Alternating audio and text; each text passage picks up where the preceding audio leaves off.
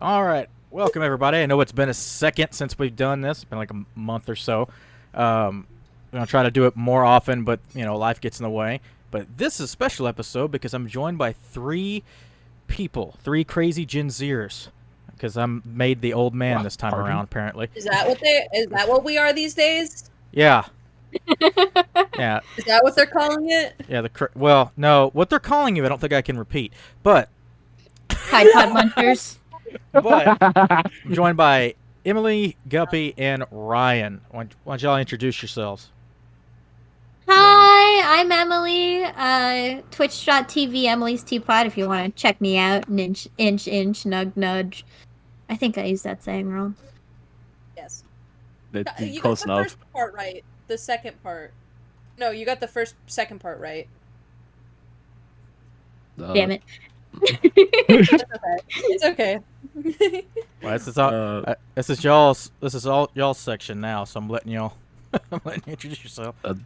Hello, my name is Ryan Ryboy. I've been streaming on Twitch and doing YouTube for like 2.5 years at this point. I edit for Emily's Teapot, and I'm making video essays now because it's fun with Sunset Guppy. Now take it away, you. Me? Yeah. Oh, I'm Sunset Guppy. I've been also streaming for like a year, like 2.5 years or something like that. I've also started switching over to video essays because they're fun and I like to rant and hold a captive audience. It's not captive if they clicked on the video, is it? Sure, they can click off unless you put a virus on their computer. Captive. Captive. I've also started paneling at conventions, which is a lot of fun. Yeah. I like doing cringe stand-up comedy, but in like an autistic way, not in like a dude with a podcast way. It's an interesting thing to say. So anyways, it's on Spotify. It came out of my mouth before I remembered where I was. There's a setup for a joke there. I'm just gonna let it hang. But so I met these people through Emily, and I met Emily by a random Reddit post I saw. Wow. Yeah. A random Reddit post I saw, and decided to. I don't even know how I saw it. I just saw it and I was like, I guess I'll go ahead and follow this person. And then one day they rated my stream, and then I was like, oh, I'll check out the Discord, and then we've done some things. It's done a lot of talking. I was like, hey, want to do a podcast? Sure, do a show. And then now they're all here. Which Reddit post was it? Was it the legs? No, it was specifically one asking about collaboration. And you were one of the people listed. It was the legs. Like in there, and I was like, interesting, I'll check them out. And we'll see what's going on. I don't remember exactly what was in it. But because I was like searching for like people looking to do collaborations, stuff like that, and I saw this post of people, and I went down and you popped up, and I was like, I don't know what it was. I was like, I don't know, they seem interesting, and then you just happened to be streaming at that time when I searched your name, and then I followed, and then the rest is history. Here you are. Mm-hmm. And then, I actually met so many people on all my VTuber friends I met on Reddit. I'm an avid Redditor. That's scary. You never know what you're gonna get there. Reddit's scary in general. It's a scary place. I like the upvotes, the downvotes. I like when the ladies post pictures of their VTubers with their shirts low. You know what I mean. Oh yes. Oh yeah. They're all lesbians. You do, don't you? No, she's back down. It's okay. So I love you, honey. So yeah, Guppy and Emily are a couple. And apparently, I have caused their divorce, which is interesting because I secretly married them. You caused their divorce. I feel like it'd be a very unique passage because they're the couple. You know what? I'll take credit. I don't give a fuck. I'm gonna stop ditching over the lie. I got them together, and then you divorced them. So I thought you were gonna be like, and you're the other white guy. I was like, all right, yeah, whatever.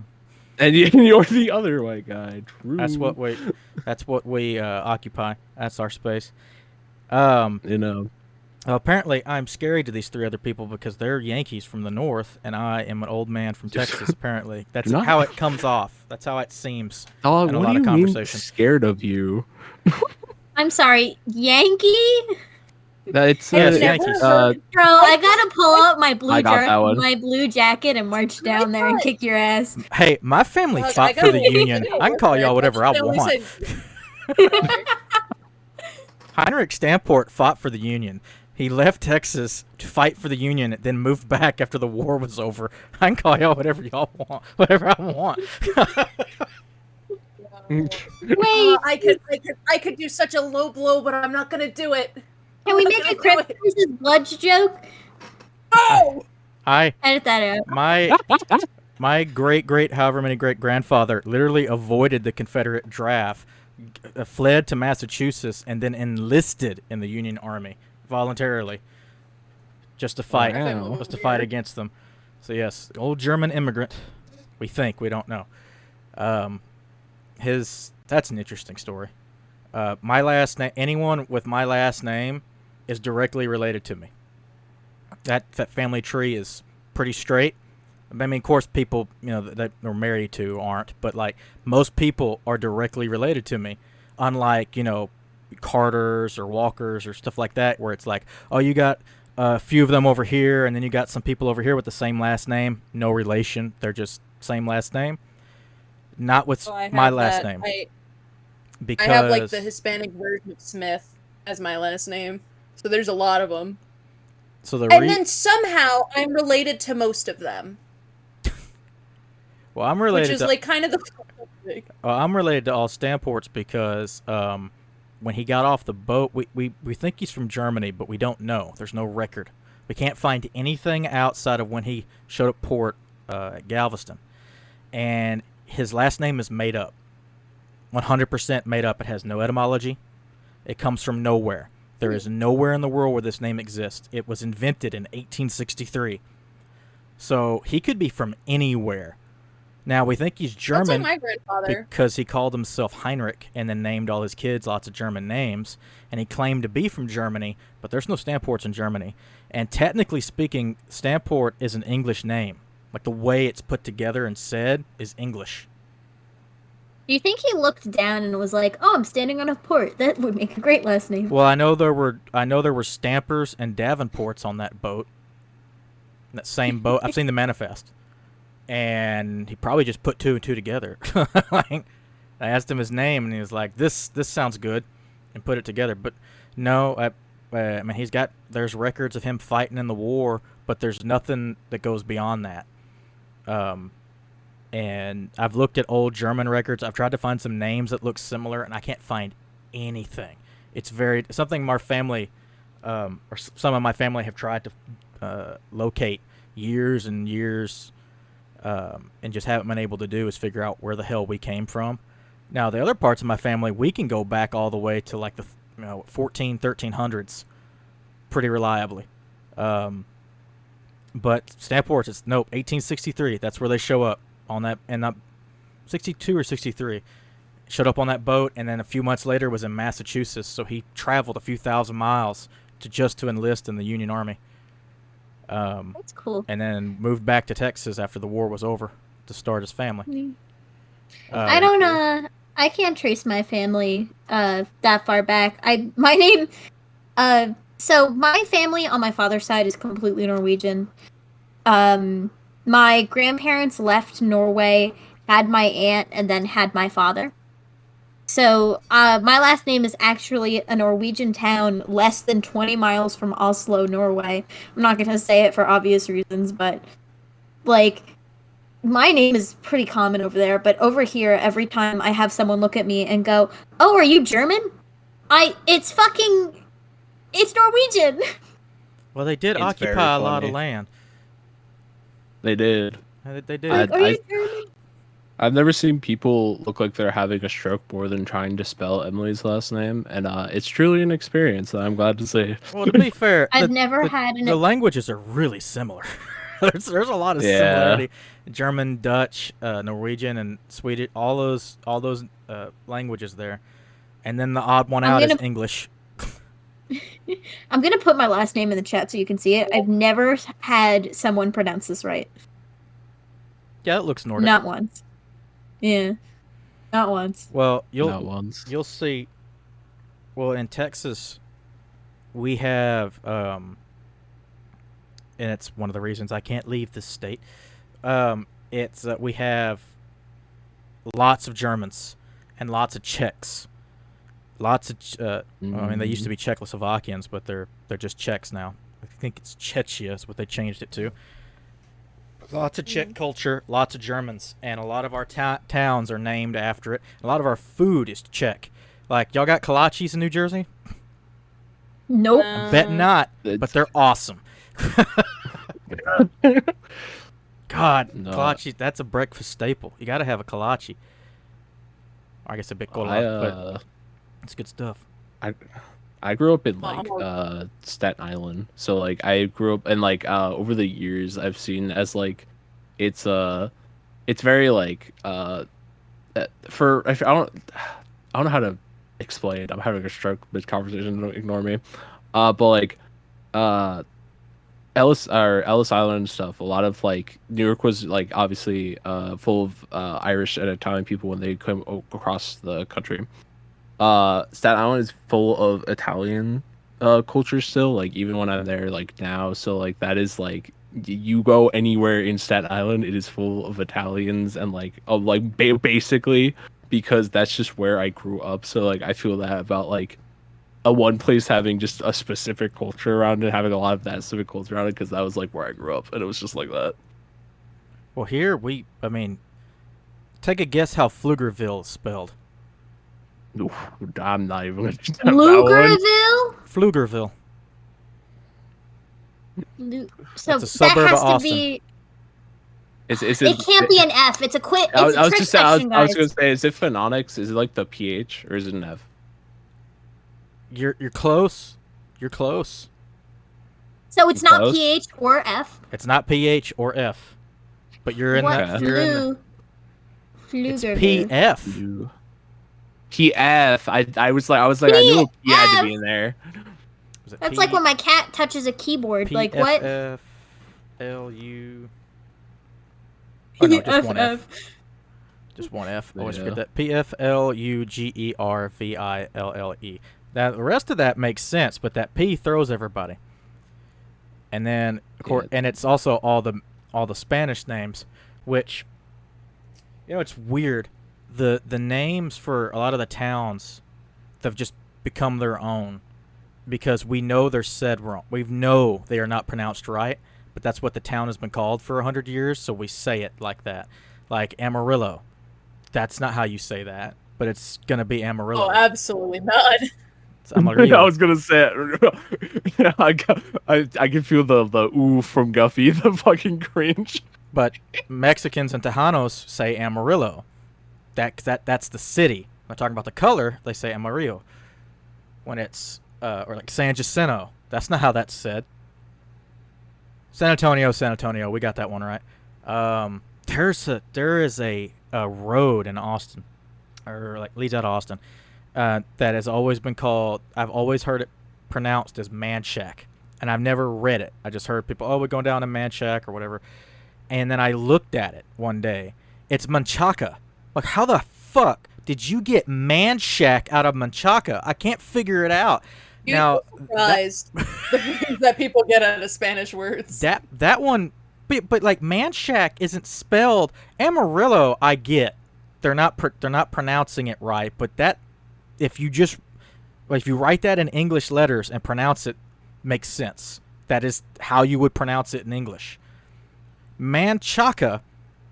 But it's not Manchac in English. That doesn't make any sense. Or like the way it's spelled and the way you would spell Manchac are not the same way. And I'm just like, I don't know how the hell that happened. And that's a bit of a colloquialism that I think doesn't exist too much anymore because I haven't heard it in a while. But that one I always thought was fun. Let me think. What's the other? Well, Blanco. It's supposed to be Blanco, and we can say Blanco. Why Blanco? I don't know. I don't know why it's Blanco, but that is the town's name.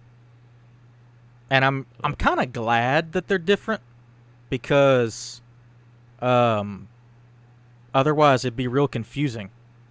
If you might be just talking a lot, there are a lot of towns that are named after colors, and it's like it'd be real confusing if it was just the regular pronunciation for it, because I'm thinking you're talking about a color, but it's Blanco, Amarillo,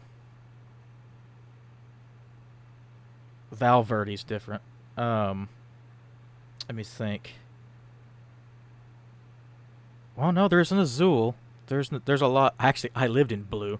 There's a lot of different ones. There's a lot of colors, but then it's mixed up with German and Czech. And then like what's interesting is one of the most famous water parks in the United States is Schlitterbahn. That's German. Schlitter. Really German. Schlitterbahn, and that is in well, it's in New Braunfels, but it's north of San Antonio. It is in it's an incredibly famous water park in Texas with a German name whose commercial is narrated by a Jamaican man. It's very, very confusing. It's very confusing. That's a sentence. The old commercial. It had a guy, I think, just doing a Jamaican accent, or it might have been a Jamaican guy. Either that or some Caribbean accent, but it was not German. It was not German. It wasn't Texan. It wasn't Mexican. It was like they were trying to give you like this island feel to it, and I'm like, yeah, but the fucking thing's called Schlitterbahn.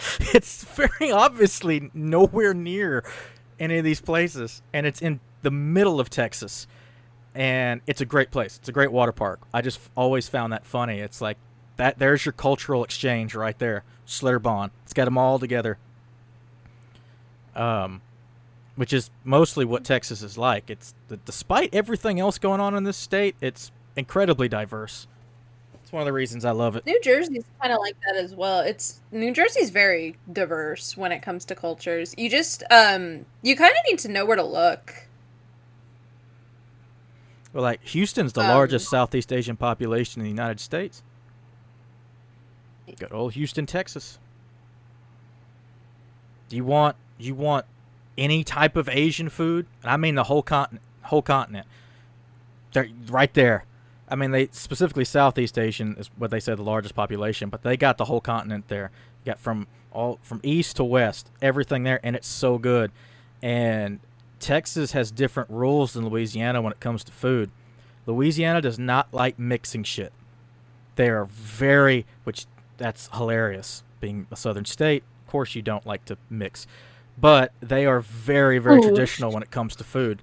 Texas doesn't give a shit too much, except for certain things, like chili. But like when it comes to like Cajun food, it's Louisiana is like, you got to make it this way, or it's not considered real Cajun. And Texas, it's like Vietnamese Cajun. Hell yeah, let's do that. That sounds awesome. Let's do it. And you will like all these different mixtures of cultures and foods, and you'll get some great food down there in East Texas. Just all kinds of stuff that you wouldn't be able to find anywhere else. And it's usually Vietnamese or Koreans mixing a lot of that Cajun or Creole type of food and putting their own spin on it. And then, of course, you got barbecue. You also got halal barbecue, which is great with the large Muslim community down there. They taught me about brisket bacon, and I hope they're blessed forever for that, because, oh my God, beef bacon is so good. I didn't even think that was a possibility. But it's better. It's actually the best bacon. I've never been a big fan of pork bacon, I'm gonna be for real. I've always eaten pork roll or Canadian bacon. Canadian bacon's ham.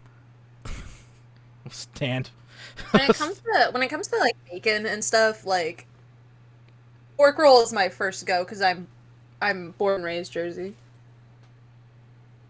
Though when it comes to like meats, my favorite thing in the entire world is chicharrón. That is my favorite. That is my shit, dog. Have you ever had that down there? Chicharrones? Yes. Okay. The fried, the chip version or like the meat version? Well, there's two kinds. Well, I mean, there's like several different versions. It depends on what you're getting. If you just want the skin, or do you want it in a taco and everything? A taco, it's usually with. No, there's two kinds of there's like two major kinds of ways it's cooked. It's either like fried or it's like it's fried into like a almost like a puff, or like it's like it's like the meat like the soft meat on the inside and the crunchy shell on the outside. Yeah, I know. It's got meat attached to it, but you also, when you have it in a taco or even on a plate, it's usually mixed in together with salsa. I usually see it with a green sauce, something like that. Usually very spicy. That's how we. That is my shit, dog. That's how it's done mostly here. Of course, there's the American version of that, which is pork rinds and cracklings. Pardon? Oh, is that the American version then? A pork Okay, rind. cool. I'll just say, please explain what a crackling is. A pork rind. So like your regular pork rind. Every time I try to go get chicharrones, they always give me pork rinds, and I don't want it. Well, so like a chicharrones is like both of those together, and what they've done, what a pork rind is it's just usually the skin. It's usually the fluffy skin. Okay. There's like nothing. It's all air. And a crackling is it's got bits of like meat and stuff in it, but it's very, very dry because it's packaged. So it's usually you dry, and then sometimes you get ones that are real hard, and it's like eating glass. And I'm one of those crazy people that likes it. But like it's your crackling's what's got bits of meat and stuff on it. Okay. So then your chicharrones is like both of those together. And then of course we also have that on store shelves here because it's Texas. Yeah. I wish. Oh my god. When it comes to Spanish food around here, at least my version, my family's from Costa Rica, which confuses a lot of people most of the time because people down here are like, you're either Mexican or you're Cuban, and there's no in between. All my life, when I was little, people would like look at my last name and they're like, "Oh, so you're Mexican, right?" And I was told that I was asked so many times if I was Mexican that I went home and I looked at my grandmother and I went, "Oh, we're Mexican, right?" And to this day, she still does not let me live it down. It's so embarrassing. You can tell the difference by the Ever. food. It's pretty. You can. It's pretty Like, easy. most people don't know. Whenever I tell people, I'm like, "Oh, my family's from Costa Rica," they're like, "Oh, I went there once on vacation." I'm like, I'm glad you know what it is. So I have me- a pretty I'm pretty what's the word I'm looking for? I'm pretty close to Mexican culture besides living in what used to be Mexico. It's twofold. So one, I used to be married to a Mexican. And not a Mexican American. I guess technically it would be Mexican American, but as in one born in Mexico. Mexican That citizen. would just be. So okay, let's go on a tangent. So the way the United States does this bullshit is stupid. Mm-hmm. Okay, and Yeah, everybody gets it wrong because it's confusing. Yeah. So it's confusing because of the words that they've attached to other groups of people. So technically speaking, if you have a prefix before the word American, that means you moved from somewhere else and then either trying to be or have become an American citizen. That is what that means. It does not necessarily mean legally that you are just have that heritage. If you're born in America, you are American. Now you're probably thinking, what about African Americans? There's the confusing part, and I'll tell you right now why that exists. It's because racism. Yeah. So what a always prefix to American is actually supposed to mean that you're technically less than a regular American. So if it's applied to black people, even though they've been born and raised here all their lives, Most American it's shit I've ever because it's heard. racist. It's why they don't really do it in other countries. Also, if you're a white person, talking legally, if you are a white person who was born in Africa, and there's lots of them because Africa's a giant continent, and you move to America and become an American citizen, you are African American. That is how that prefix works. You would probably tie it to the country that you came from. So most of them don't have African in the name unless it's South Africa and you are South African American. Because that prefix is supposed to denote where you came from, not necessarily where your family came from. Because most white people don't do that. Like, I have Irish heritage and German heritage. I'm not German or Irish American. I'm American. I have never been anywhere but here. So my ex-wife is from Mexico. They moved here when they were 3, and there's a bunch of other weird bullshit about that. And they were actually one of the DACA kids. And so they're not a citizen. But their siblings and stuff are citizens because they're born here. But their family, very big, very loving Mexican family. And I was in that for about 5 years. So I got like, I'm real close to it. The other part is I grew up working construction.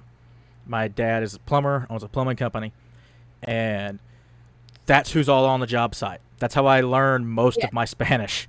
With the very little that I do is on the job site.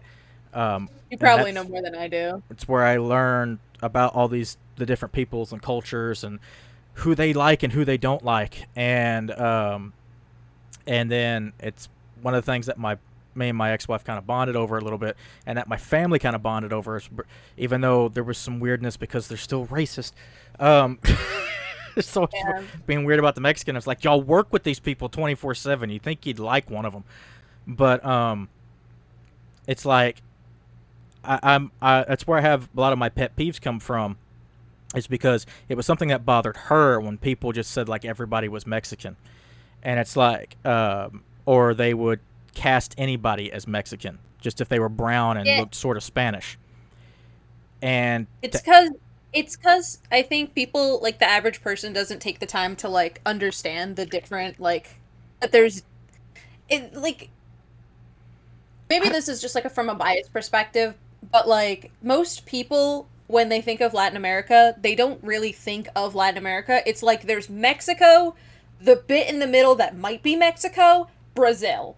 You know? I don't think most people realize that you can be white and Mexican. Most people don't even know what Central America is. Most of the time when I talk to people, I have to explain that little bit in between Mexico and South America is not just more Mexico. Yeah. Well, it also has to do that people think that Mexican is a race.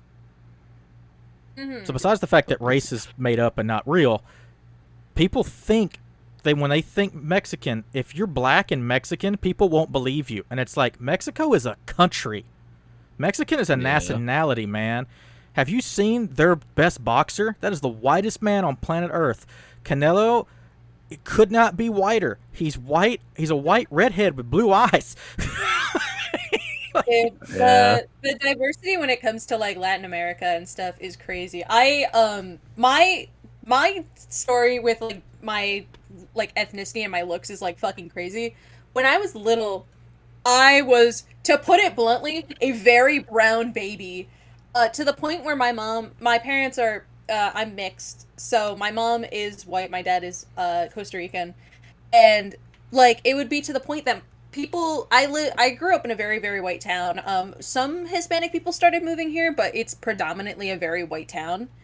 But like it got to the point where people thought like my mom like abducted me as a baby because I was a brown baby. And then something happened and I'm not anymore. Well, my dad is brown. No, like white. I don't know where it went. That's what's crazy. I don't know where it went. It's just gone. Like tan? No, So, like, no, because it's not like a tan. My it's like my dad has black hair, and he's brown skinned. Now, where the sun hasn't touched it, it's white, but it's like this off white. He has olive colored skin. He is Italian. Well, right now Italian. he's about. Well, no, he's still pretty dark, but at one point in time he was darker than a brown crayon. Like you could hold it up to him and he was darker, and that's just that's just how he is. And people would come up to him on the job site speaking Spanish, and he'd be like, "I don't know what you're saying." And what's even worse is he's the owner, and people would treat him like an underling, and it really made him mad. They would treat him pretty poorly, thinking he either couldn't understand or was, I get what you call one of the peons, or just a a regular worker or something like that, you shouldn't treat anybody poorly. That's bad regardless. But they would walk up to like the general contractor and start bad mouthing him, and he's like, "Yeah, that's a bad move.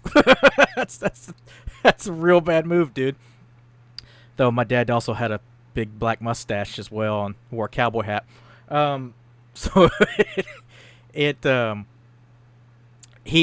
what's funny is like we don't know where this comes from.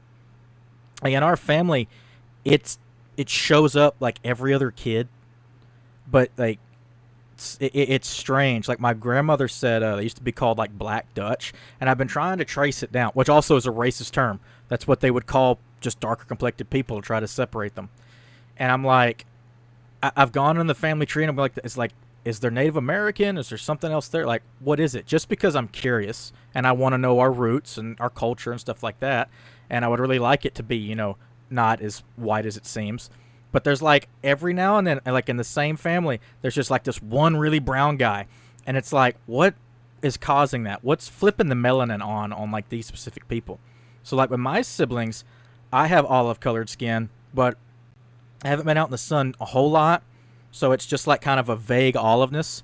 My brother, on the other hand, is in the sun a lot and still looks white as a sheet of paper. And when he tans, he burns. And like he gets like this crisp caramelness to his skin.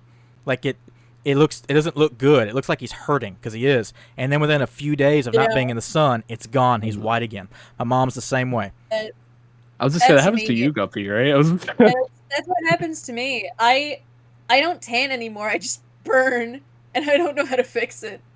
Like it turns brown like a tan, but it like has like this it's brown, but it's like scarred. Yeah. It feels different than the other section of your skin, you know. That's what happens with me.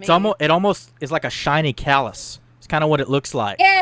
And it's like, what is it? But my dad has scars and stuff on him too, but it's like the skin looks different. It's because it's, for whatever reason, his just makes melanin better. I don't know what it is, but I'm always wondered, because it's also, he has black hair and all these things. It's like, where did this come from? And I can't really find anything, but it's so jarring at some points. People think that we're not related until they actually look at us and realize we look the exact same. I just am lighter color, and my hair is brown. It's a little bit. It's lighter. His is black. Like when I got married, they didn't know that my ex-wife's parents didn't know that my dad was my dad. Like they so my mom is married to someone else, and of course he was there. It's my stepfather, my lovely stepfather, and then my dad was there at the wedding, and then we go to eat and everything, and then Dad paid for the meal. Well, my in-laws at the time got up to go thank my father. Well, they went up to my stepfather and talked to him. And when I was sitting there with my wife at the time, and I looked over and go, why are they talking to them? And my wife, Joanna, looks at him and goes, I don't know. And she goes up to him and talks to him. And she goes, and then she just starts laughing and laughing and laughing. I'm like, what? And I go up she goes, oh my God, they were thanking him for paying for the meal because you told them that Dad paid for everything. And I'm like, what? And I'm like, they thought that was your dad because it was the only other white guy here. And I was like, oh my God. Meanwhile, my dad is sitting across from me. He's sitting there, like right across from me. And I thought that was so funny. But it's like, he's very, very dark complected. I like the opposite problem where, whenever I tell people I'm Hispanic, like, nobody's seen my father because my father's kind of like a ghost. He's kind of like, not in like that he's white, it's just that he's elusive. Like, people have seen him like once in passing. So when people see him, they're like, it's a magical your experience. Father? But he acts like Guy Fieri. Oh, her dad is so funny. Your dad. He acts like a man who isn't real. Like he's unfazed by reality. And then he's the whitest Hispanic you've ever seen. If you look at his face, he looks Hispanic. But if you look at the rest of him, you would not be able to like figure out what this guy is. Your dad is like Mexican Adam Sandler. He is. I mean, Hispanic Adam Sandler. Excuse me. There's a picture in the Discord. That's not him at his darkest. It's just one that I have. Wow. That was 10 I years think ago. that is the funniest thing you've said about my father. You're right. He is you are... Hispanic Adam Sandler.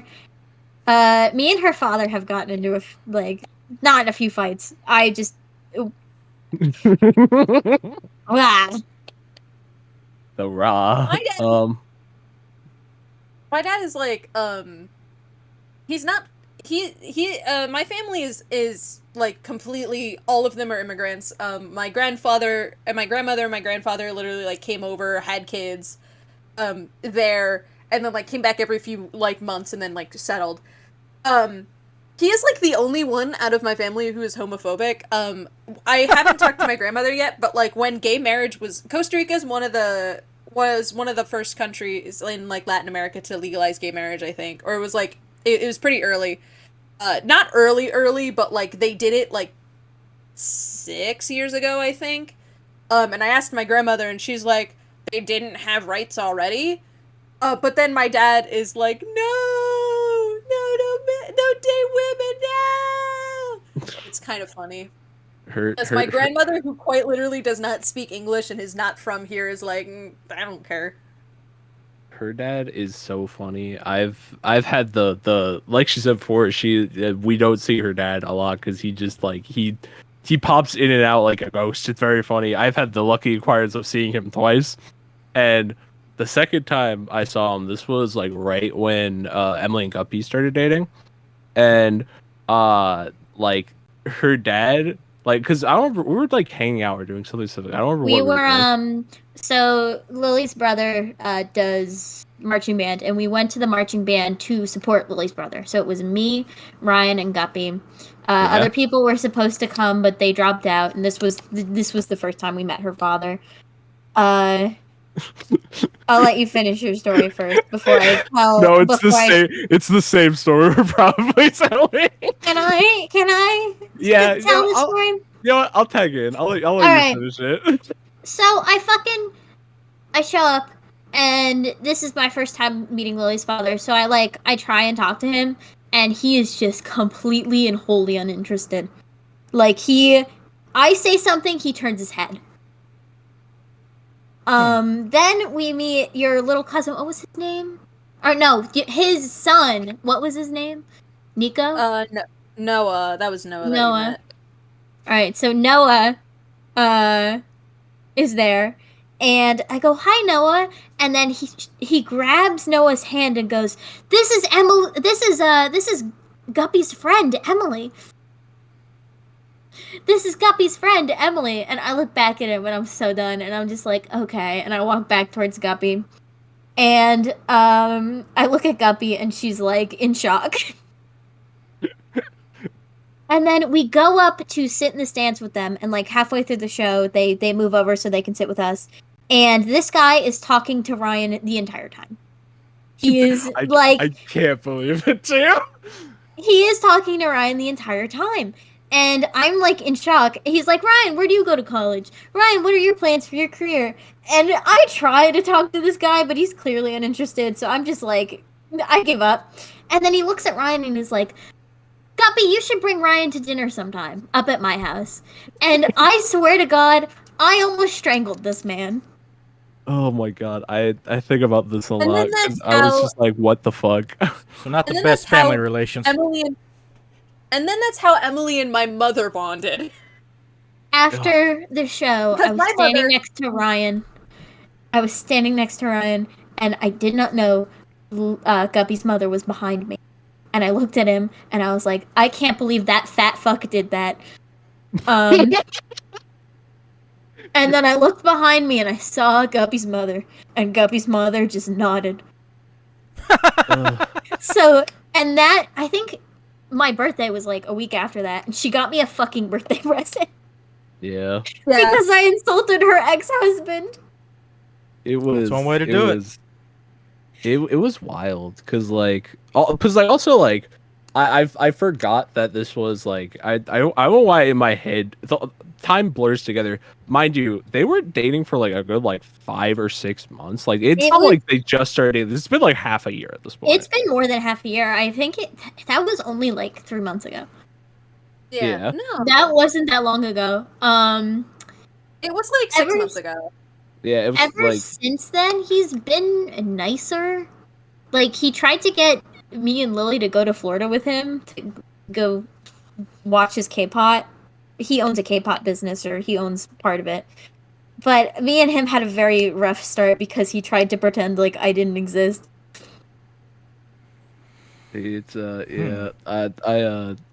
it was it is one of the most wild experiences I've ever had, and like I didn't know how to look at her father and be like no, because I was just like I'm not the, because it's like, because I don't know if I don't know if you've ever been in an experience before when like you're talking to someone and they're clearly more interested in you than the other person who's dating their daughter. And I think that's a crazy experience, because I was just like, what do I do here?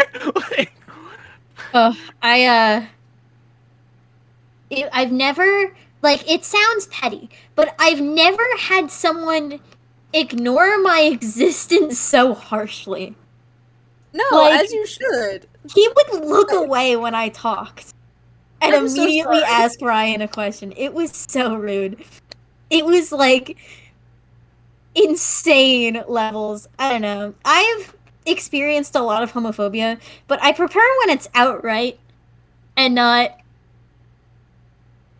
there would like, be there would be fighting. like there's a mimetic hazard over me and he can't see me. yeah. Yeah, that's the you know, that's the scariest, one of the scariest things to me about being single is having to I guess technically single. My situation is interesting to begin with, because No. my Don't tell me you're in a situation. What's the tea on that? no, it's What's not. the It's tea not on like that? that's it's my roommate. They we're not. I don't. It's complicated is definitely a way to put it, but we don't have like a physical relationship or anything like that. What happened is when I met them, I found out about their living situation, and this is about to get really depressing, so warning for that. And they were being physically and mentally abused. And I said, all right, here's what we're going to do. Once I found out about it, once they got attacked at some point in time, and I basically said, here's what I'm going to do. I'm going to drive up to where you are, and you're going to get your shit, you're going to get in this car, and you're going to live with me, and we're going to figure out where to go from there. And I was like, we're not together. This isn't a relationship. It's anything like that, because I don't give a shit about that. I give a shit about you being safe. So we're going to take you in, and we're going to figure it out from there. And if we got to live under a bridge together or whatever, then that's what's going to happen, because that's going to be better than leaving you at this house. And even though we got evicted, or I got evicted, they didn't. I got evicted from my place and stuff later, and then we moved back out to be my mom and stuff. I took them with me because I'm like, I promised you I was going to get you help, and we're going to get you what you need, and you're not ever going back to that bad place. So that's why I took them in. I kind of... They have some other issues. I'm not going to get in. That's not my story to tell. But that type of relationship isn't just in the cards for us. But it's not confusing to me. It's confusing to explain to other people. It's like, oh, what are they? I think roommate's the best way. I can be boyfriend. That's fine. But it's confusing because it's what everyone assumes. Because people, neurotypicals, don't just take what you say. They put everything else. So they hear boyfriend, they're thinking, oh, they're fucking or whatever. And I'm like, no, that's not what that is. And they hear roommate, and they don't believe me. And I'm like, well, just whatever, man. Like, shut up. I don't. No, that's happened to me like too many times. Like, I feel this super hard. Sounds like the word friend would suffice. But they live with me. Even then. And I love them very deeply, and I'm with them all the time. So they think, because again, people, I don't know what it is about this. They make weird assumptions. They either assume that you're lying to them all the time or that you're speaking in code. And I don't do that. So I have to give everybody the full backstory, or as much as I can, be like, no, this is what's happening, blah, blah, blah. I could get into more detail. I'm not going to, because this is a public forum. But it's like, there are other issues, and that's okay. I love them very much, and I'm taking care of them. They're taking care of me. I'm glad that we found each other, and I'm really glad that I got them out of that situation, because that was my first goal. That was the main goal, is getting them out of an abusive, horrible situation. And that was it. I didn't care what came after as long as I never went back there. So it was not done with the intention to like make them marry me or some crap like that. Because I was like, I told them that I was like, I don't care where this goes. I don't care if you never like me or anything like that. Because I know you have your issues. That's not the point. The point is you're a human being. You deserve to be treated right. You deserve to get help and medical attention. And we're gonna do all that. And you deserve to be able to live a life outside of fear. And we're slowly but surely getting. I mean, we've made some pretty good progress in about the year or so that they've been around. They're non-binary as well, so they've been navigating that and the hellhole that Texas is, and the weirdness of my family. So there's a whole thing there. But yeah, I practice what I preach when it comes to that shit. I heard someone was in trouble, and I was like, well, I could do something, and I did it. Yeah. So like, I mean, it's very noble. As I've like a brother, like I've been in your place where it's like people assume niceness and kindness means you want something out of it, and it's like that's which I've always thought is stupid. Like well, like throughout my people will. I'm not even talking about that. I'm talking about anything that you say. They are thinking there's a secret meaning behind it. Yeah, but like, it's like they don't. That is the problem with autism or autistics and everybody else who isn't autistic. There's this fight between this language, and I don't understand. I to the point I don't think we have the communication disability. I think there are certain things about it that disable us and that we can't get through it, or that it makes talking hard. Or people who are nonverbal and so on and so forth. Yeah. But a good majority of us, even ones who can only type, speak very directly. It's everyone else who's like, this must mean something else. And what really pisses me off is people do this when it comes to speech. But when it comes to things that you should be thinking critically about, well, not necessarily thinking critically, things that you should be looking for riddles and seeing all this other stuff, it's not that thinking about the other possibilities of what people say isn't necessarily a good thing. It's where what I do is I will think, someone says something to me, and I can go, well, this is their history, this is that, so that. It could mean one of these things, but they only told me this. So there are these other possibilities that it could mean, but I know that it means this. I can keep these other possibilities in the back of my head just in case it's like someone you shouldn't trust and they betray me or something like that, so I have a backup plan.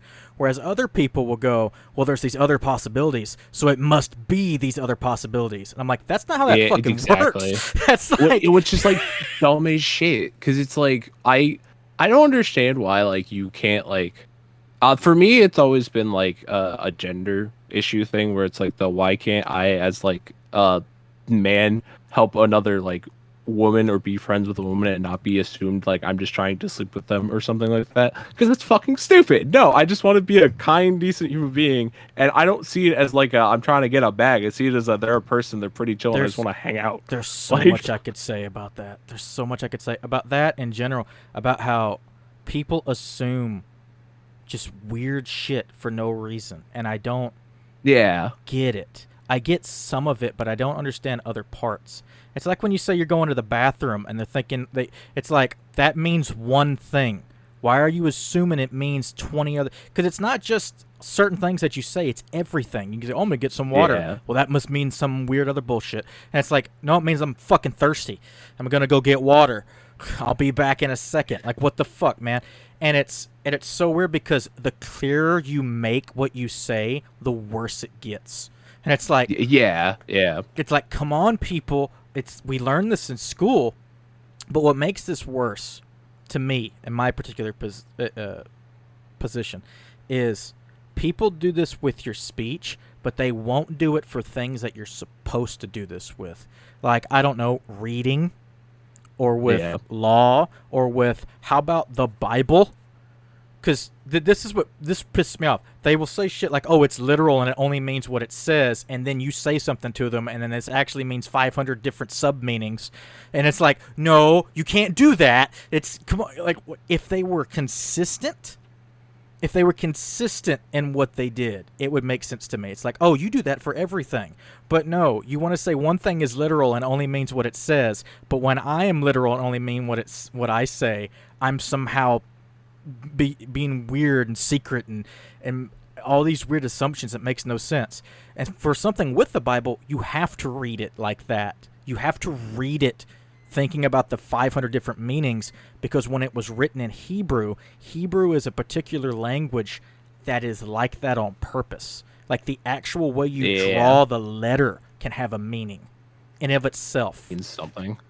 Like that's why there's a new translation every year. It's because it literally the way that it's written, like how hard the scribe pushed down on his pen can mean something. It's because the language is very poetic. It's very artistic. It has all these different meanings and stuff. And it was originally an oral only language where all of these meanings made more sense and were easier to figure out because you could tell by the inflection of someone's voice.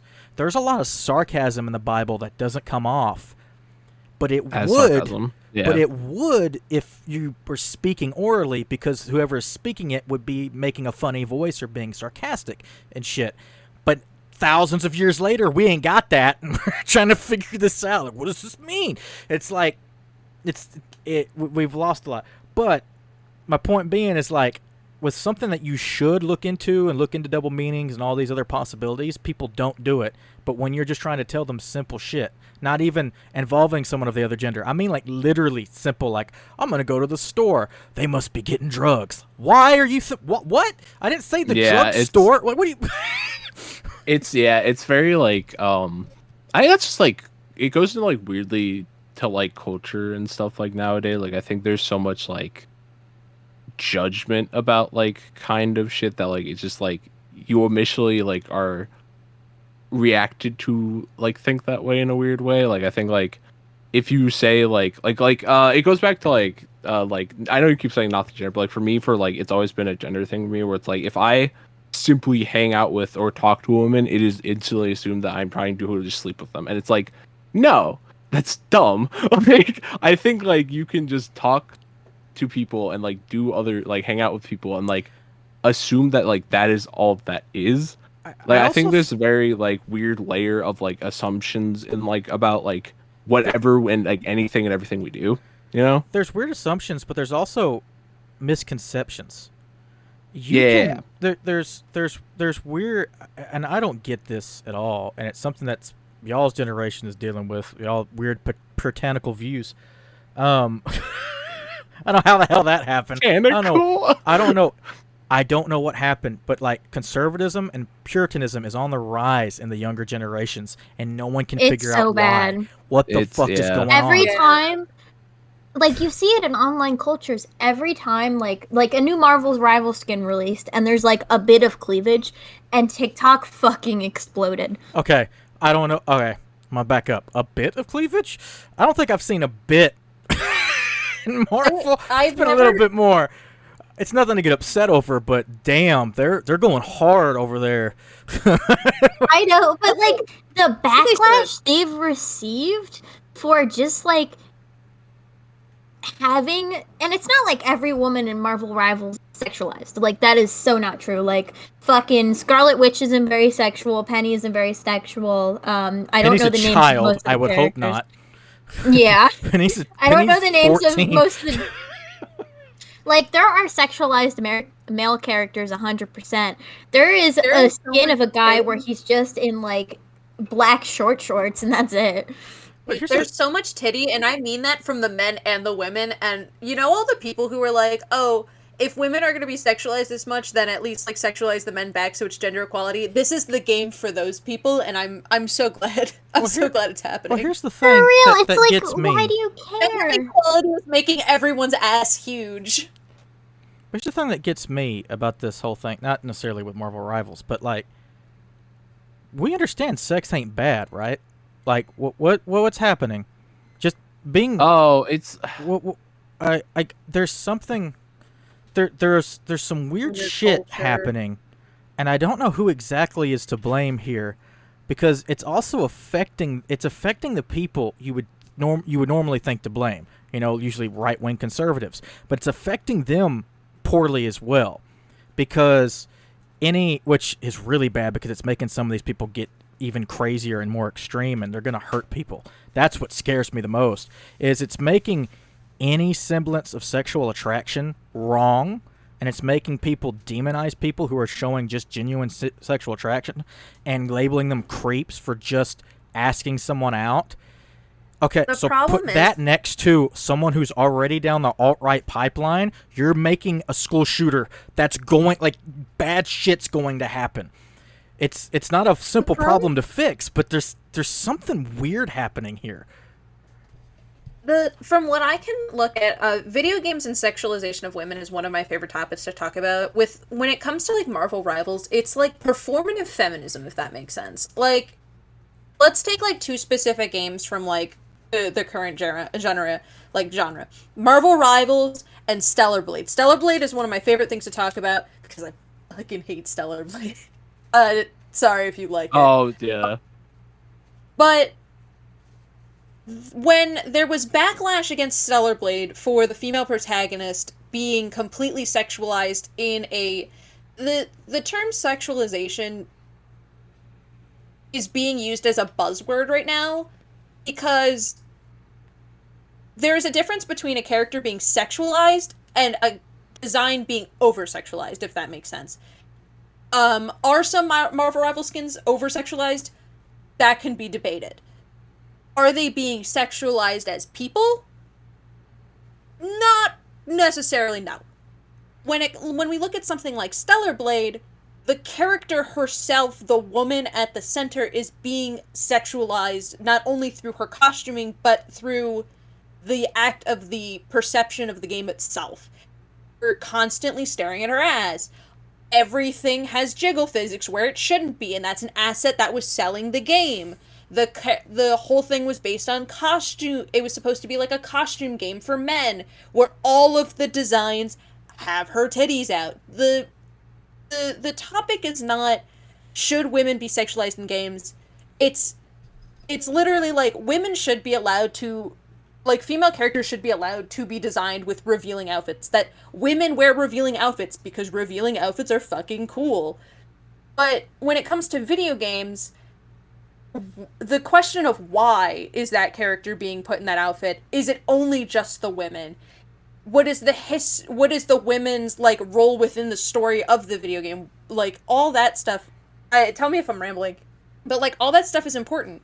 Because people are bashing they're bashing Marvel Rivals for being a Gooner game, while Stellar Blade is being praised for, like, critical acclaim for being for being this amazing game with this, like, completely realistic female character. Well, and also, to talk about that, people were talking about Stellar Blade's female protagonist being very, what's the word?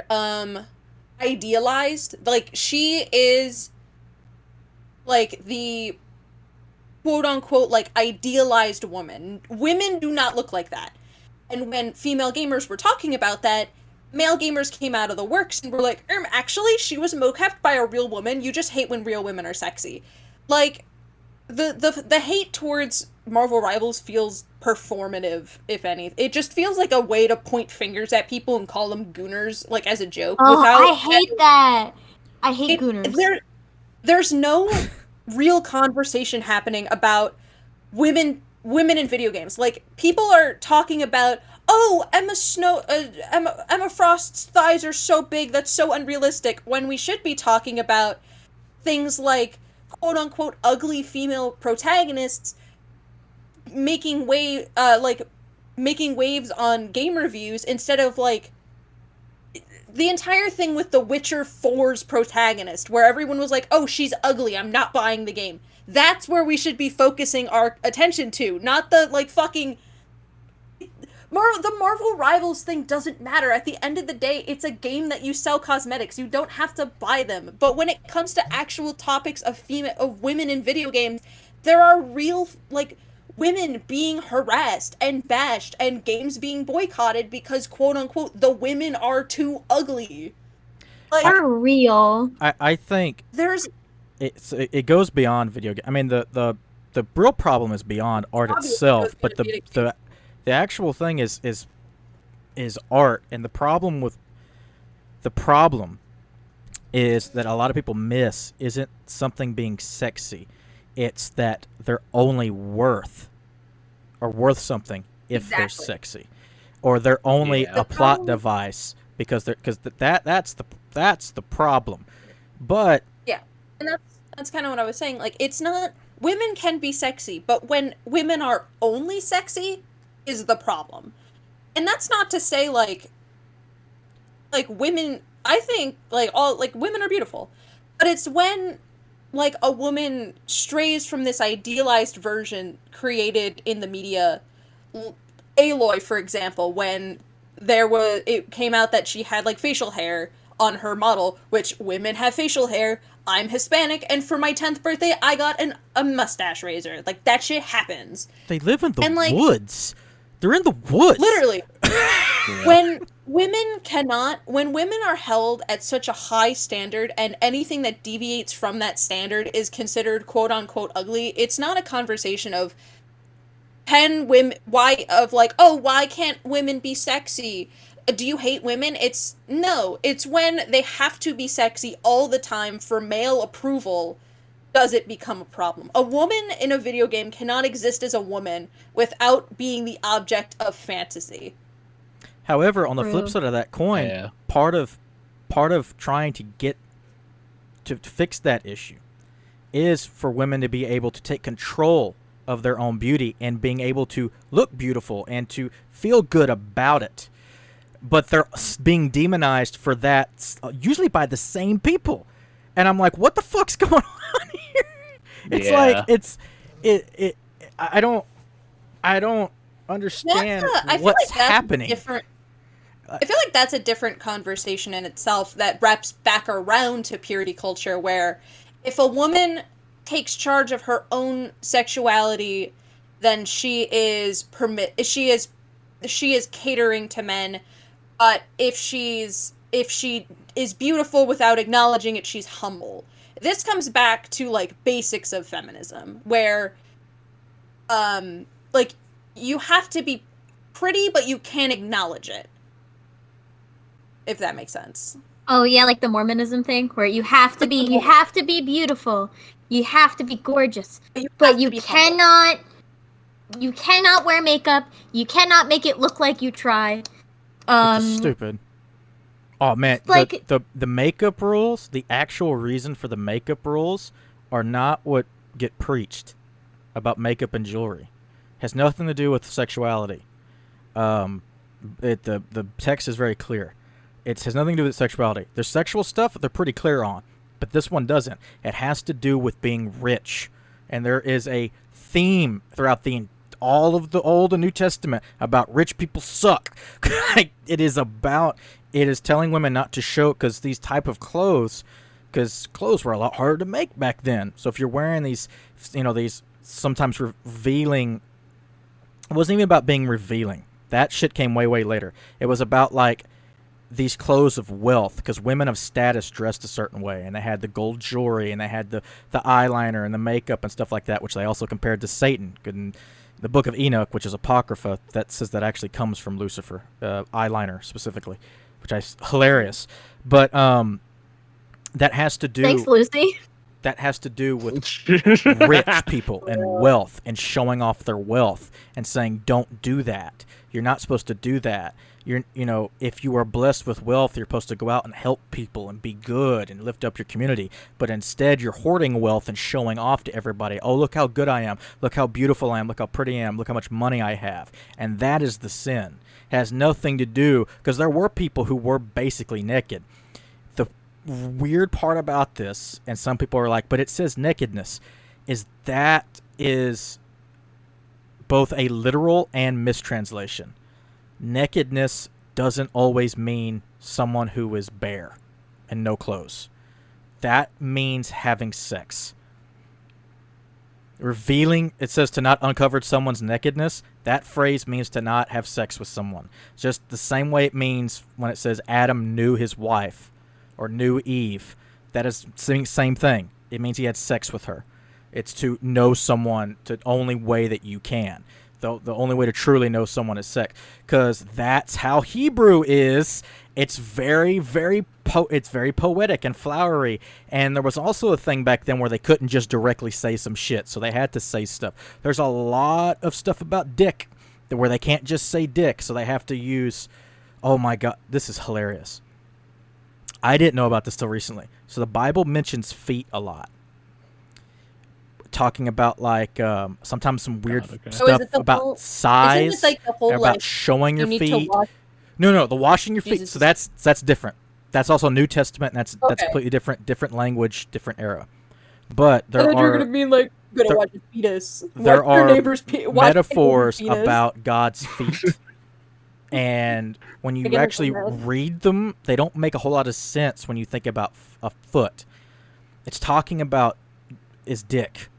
And sometimes when it's talking about Yeah. the length of his robes being so long and stuff like that, it's talking about his dick. And people don't want to think about that because they think, oh, God, I can't think about the Lord that way. That's horrible to think of.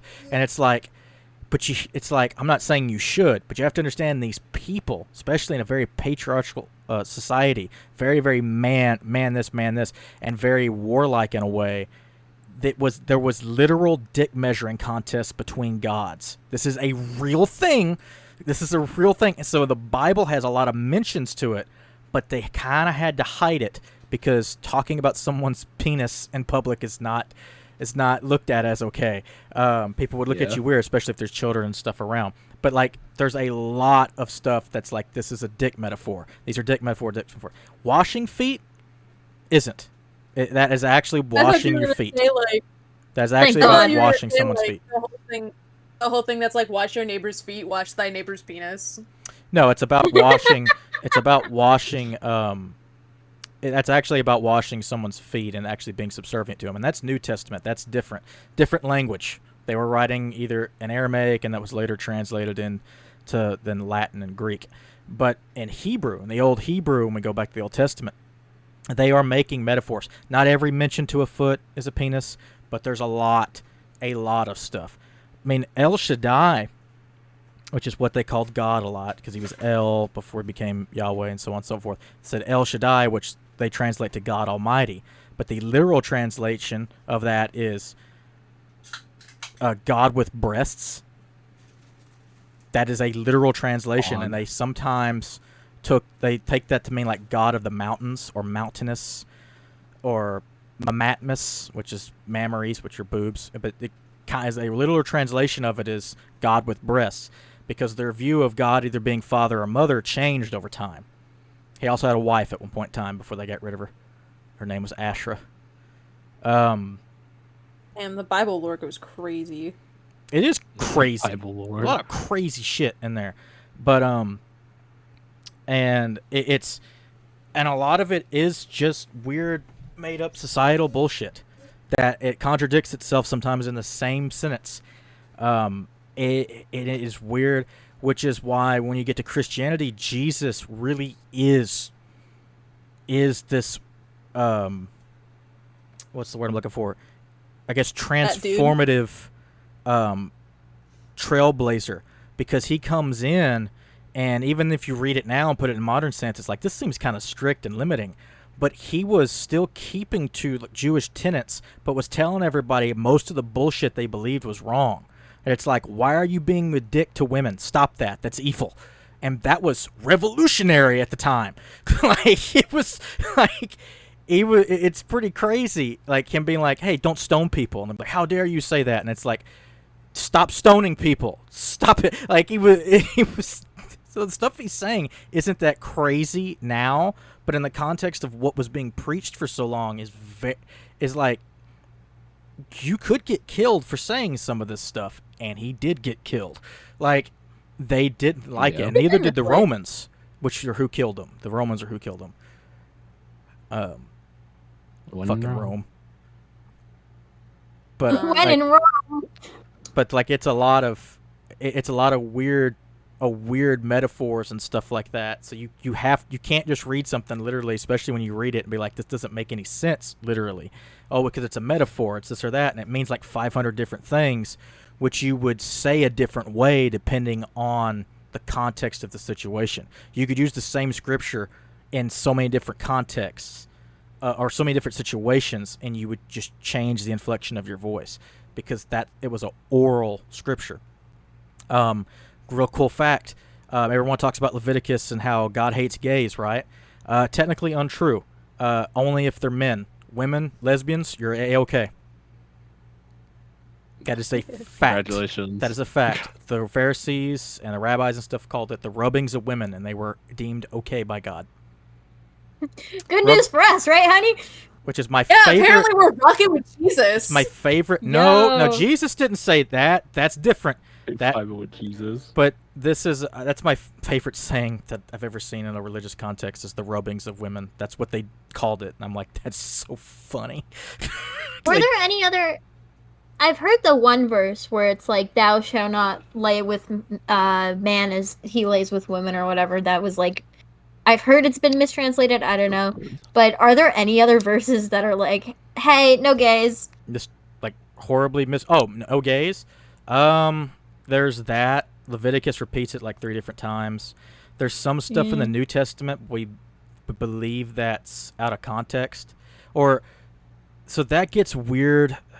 There's a whole weird thing with that because that may not have been written by the guy whose name's attached to the letter. There's a lot of so you have to detach yourself from thinking in modern tense.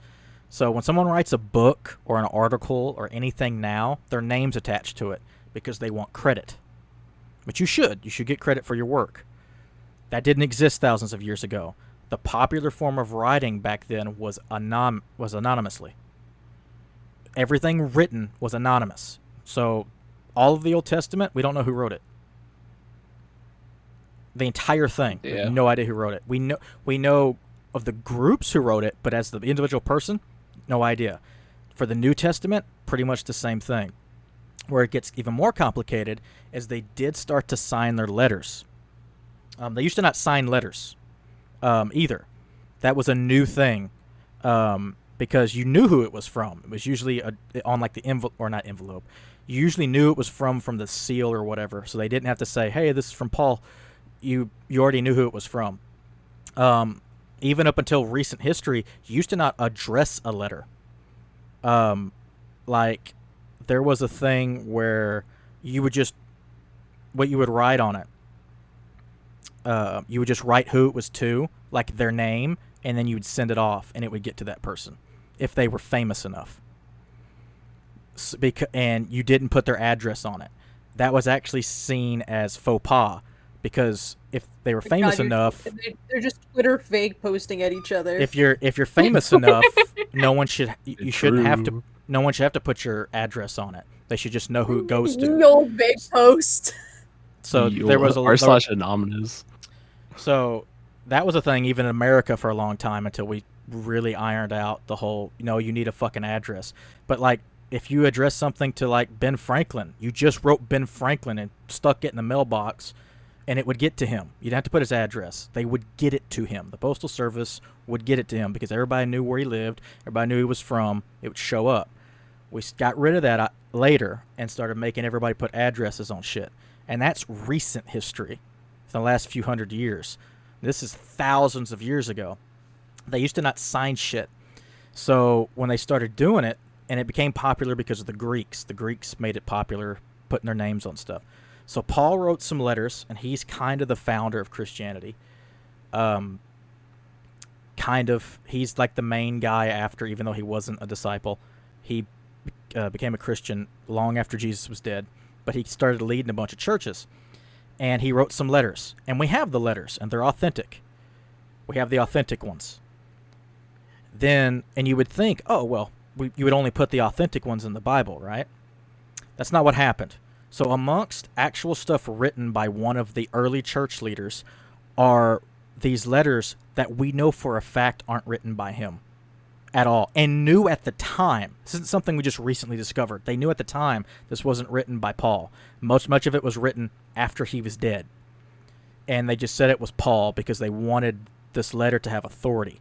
This is where you get most of your shit that's like against women, like women can't talk in the church. Thus saith Paul. And it's like, Paul didn't write that. it was written. Imagine. But for whatever reason, that's still in the Bible and still says it's from Paul. But you don't imagine like being Paul the Apostle, and you're like, I actually really like women, and then you get transported to like this current age, and it's like Paul said women shouldn't talk in church, and then you're like, I never fucking said that. Oh no, like literally, you'll read one of the letters. One of the letters ends with him talking about how great women are in the church, and how there's women leaders and women bishops, and he gives a final thank you to Nympha, who leads her own church. And I forgot it was. Is that in Galatians? He names her by name, gives her a name, says, "Oh yeah, go check out Nympha. She's a great church leader. Runs her own church, so it's a church that she started and is running." Then the next letter is women can't speak in church. Women can't hold authority in the church. Women can't be bishops. Two letters side by side. One says, "Oh, it's so great, all these women are bishops and leaders of the church," and the next letter says they can't do it. And they both say they're from Paul. Do you think some of the Bible, like, do you think some of the Bible has been edited over time? We know for a fact it's been edited. It was edited when it was put together. Yeah, I don't know. James I don't. Bible that was made so you can get divorced. Gen Z learns about the Bible. The Bible. I don't want to like shit on religion too much, but I can't believe in everything in the Bible. Some people are like, the Bible is the word. Take everything literally. Like, it's the word of God. I cannot believe that just some guy. So here's the thing about the Bible. This whole literalism crap is very new. I mean, really new. I mean, probably either less or just a little bit over 100 years old. So the Bible didn't exist until... I mean, the Old Testament existed, like the Torah existed, but it didn't exist like a book you could just go get. It was a scroll and usually kept in temples, and then they would read it out. But the Bible is a compilation. Have you ever seen where they keep the Torah? That shit is metal as fuck. So you have... it's so cool.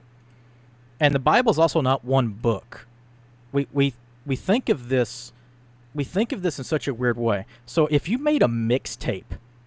Okay, that's dating me. If you made Jesus Christ. We call our CDs mixtapes, but if you made a mixed playlist, of random music, all different genres, all different.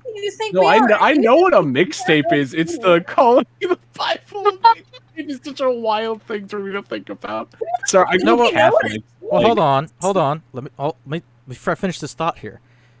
Think of a mixed CD, a playlist that you make for somebody, whatever. Actually, I'm gonna stick to CD because the physical analogy is a lot easier for people to wrap their head around. You make a CD for someone, it's got 30 songs on it. What's a CD? Hey, Unc, shut up. It's got sorry. It's a CD. It's got 30 songs on it. Every song, some are related to another, some are completely different artists. Some are the same artist. Some are completely wildly different genres, so on and so forth. Right? There's a Minecraft parody on it. It's a mixture of a bunch of different things. They all have like a similar theme, but you can have country on there, you can have rock and freaking reggae, whatever. Right? Across all different times, whatever. And you give this to a person. Now that is one CD. It's one physical form, right? Is that all from the same band? Would you say this is one band's work? No, because it's 30 different people, right? The Bible's the same thing. The Bible's a compilation. Each book was written at a different time by different people for different reasons. There's some that were written kind of side by side, but that's why they all have kind of different messages, especially when you get to the letters in the New Testament. They're written for different reasons. Some of those letters shouldn't be in there, not just because they're not written by the people they say they are, but like the letter of Jude has like a grocery list in it. It's like, why is this here? We don't need this. Does not help me get closer to God. I don't need to know about your business. I don't care. You don't want to know his You don't want to know his like KFC order. But like, no. He's so proud of his crock pot recipe, guys. That's how my mother treats her crock pot recipes when she posts them on Pinterest. Oh my God, moms and crock pots are like, the people in the Bible. So like the Bible that we have today was first compiled Well, when they started doing it around 325 AD, and then finally got a widespread edition around 400 AD. So that's about, I mean, a good 400 years after Christ and everybody Christ knew was dead by the time we compiled all this. And the idea was, hey, we need a compilation of like our source texts.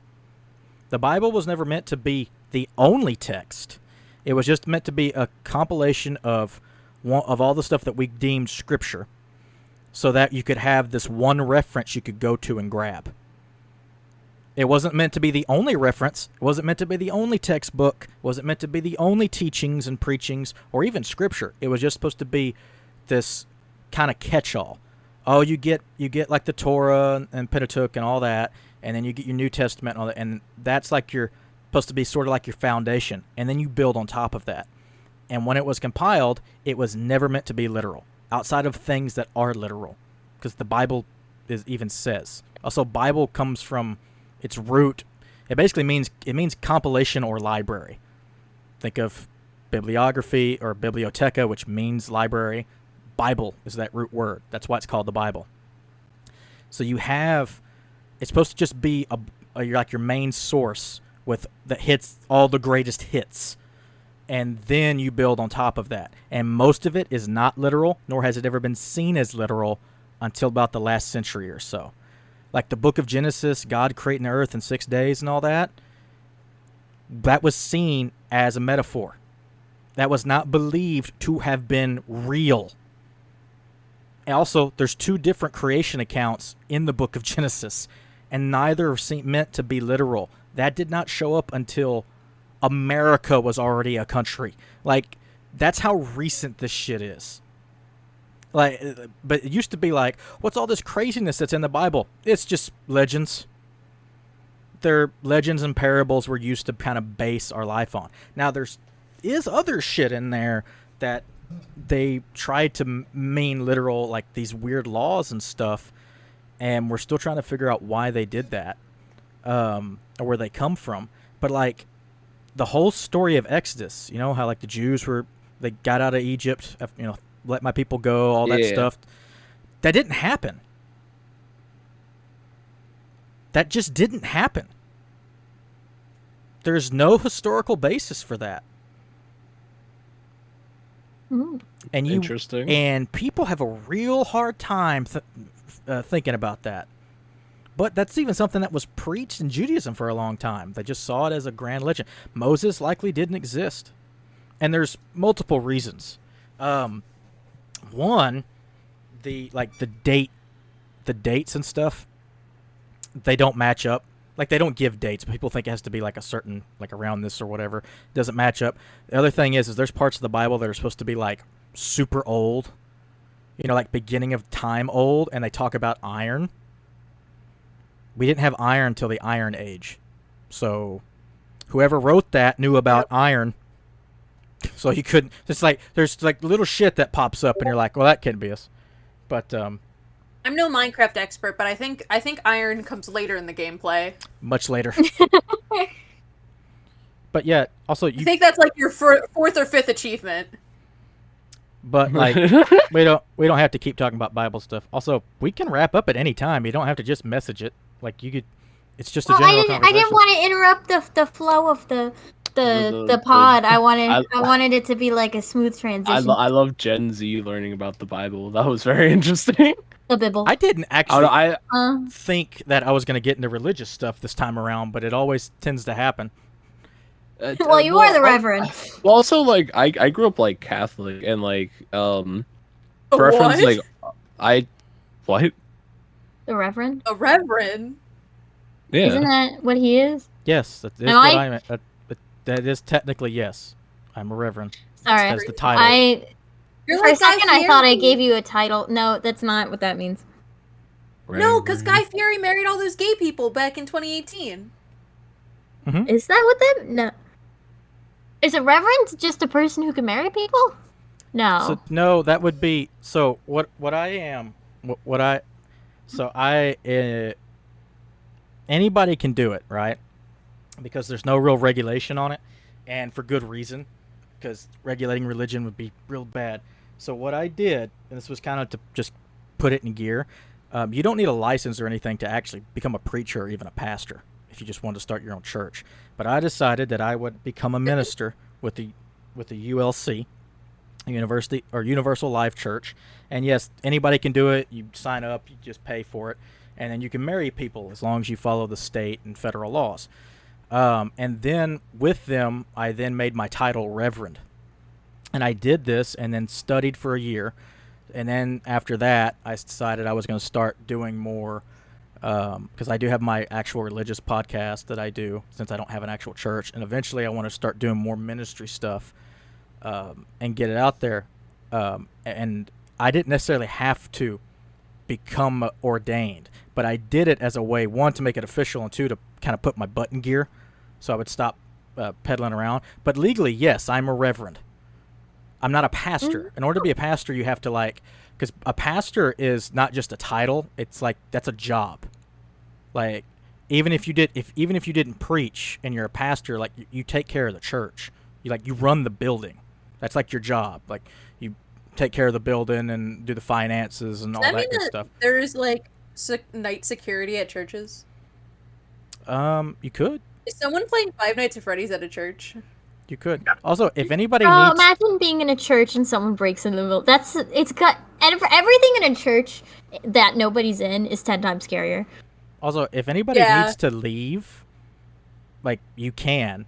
I could talk to the rest, because Emily, you said that you have to get forbid soon. If you wanted to leave, but we're still talking, that's fine. Or if everybody wanted to leave, that's good. You can let me know. That's not... I'm not holding you here. True. For the listeners, twitch.tv/emilysteapot. Bye. Bye. And I got all your stuff, all y'all's Twitch handles and stuff. I'll put that in the description as well. But yeah, they can have night security. It depends on what really where the church is located and if the church wants to pay for it. I know some Catholic churches are kind of open 24/7. A night guard at a church. Hello. Yeah, we can hear you. The Jesus statue. Oh. Oh no, it's the FNAF name. Sorry, we just aged ourselves. Fuck. Well, when you're doing a bit saying hello when we're on Discord, I'm like, well, I don't know if can you hear us or not. But that's the opening for 5 Nights at Freddy's. I do know it's the opening, but we're on Discord and it has audio issues. True. And I'm running this whole thing, so when I think someone might be having an audio issue, I have to fix it. True. That's okay. I grew up Catholic, so it's very interesting to see hear about this kind of stuff. Yeah, I grew up Catholic, but I went to a lot of different churches growing up because I was a little silly and quirky like that. I went to multiple Sunday schools and stuff, and then my family just kind of gave up. I grew up autistic, obviously, because I'm an autistic adult now. It's a religion? I didn't know. Somewhere. Huh? You're saying how that's fucking nuts. You're raised Catholic and then you tried other churches and then you end up growing up autistic, and I'm like, I didn't know we had a religion. Yeah, we do have religion. Have you ever fucking, I don't know. The Father, Son, and whatever. Judaism's pretty autistic. What do you think an E3 conference is? I don't know. We don't have those anymore. It makes me depressed. ESA had to go and kill that. That was all their fault too. I tried to blame the market and shit like that. No, you don't know how to run anything. That's what happened.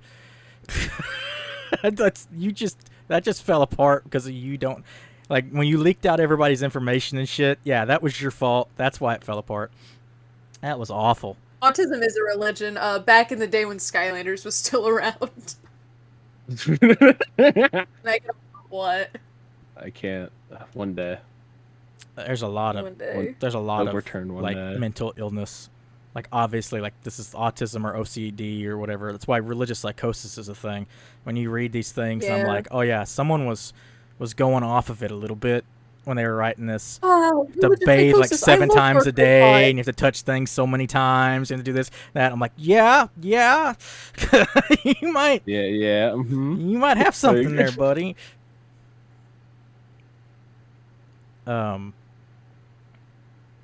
But yeah, I didn't mean for this to get all religious, because I know a lot of people don't like to talk about that because of religious trauma.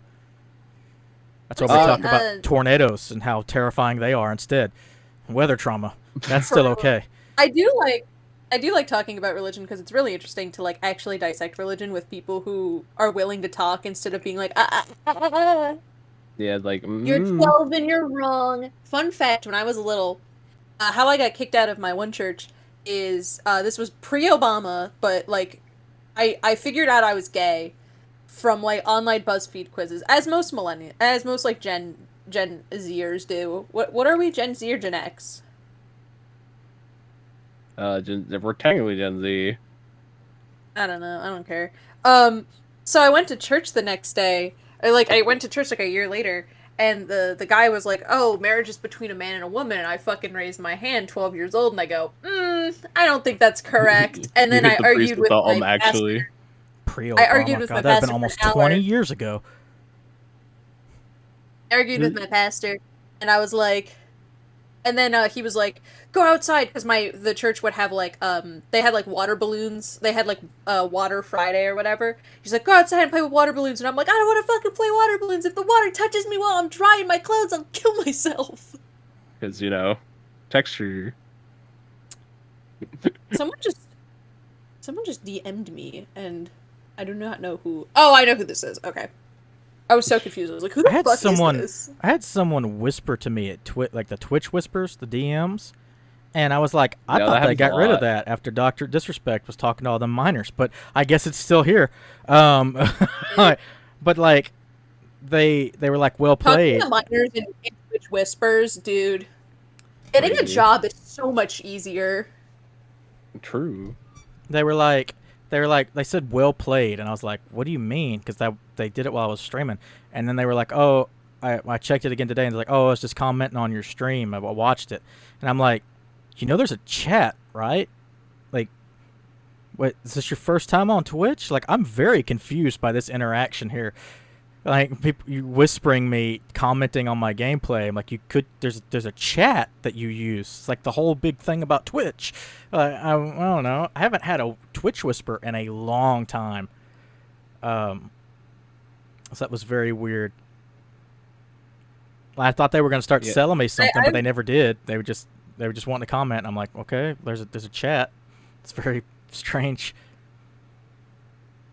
I've never had a Twitch whisper, or I've never known how to use it. I think somebody once, when I was like first starting out, was like, "Oh, I sent you a Twitch whisper." I was like, "Can you just send me a fucking text like an adult?"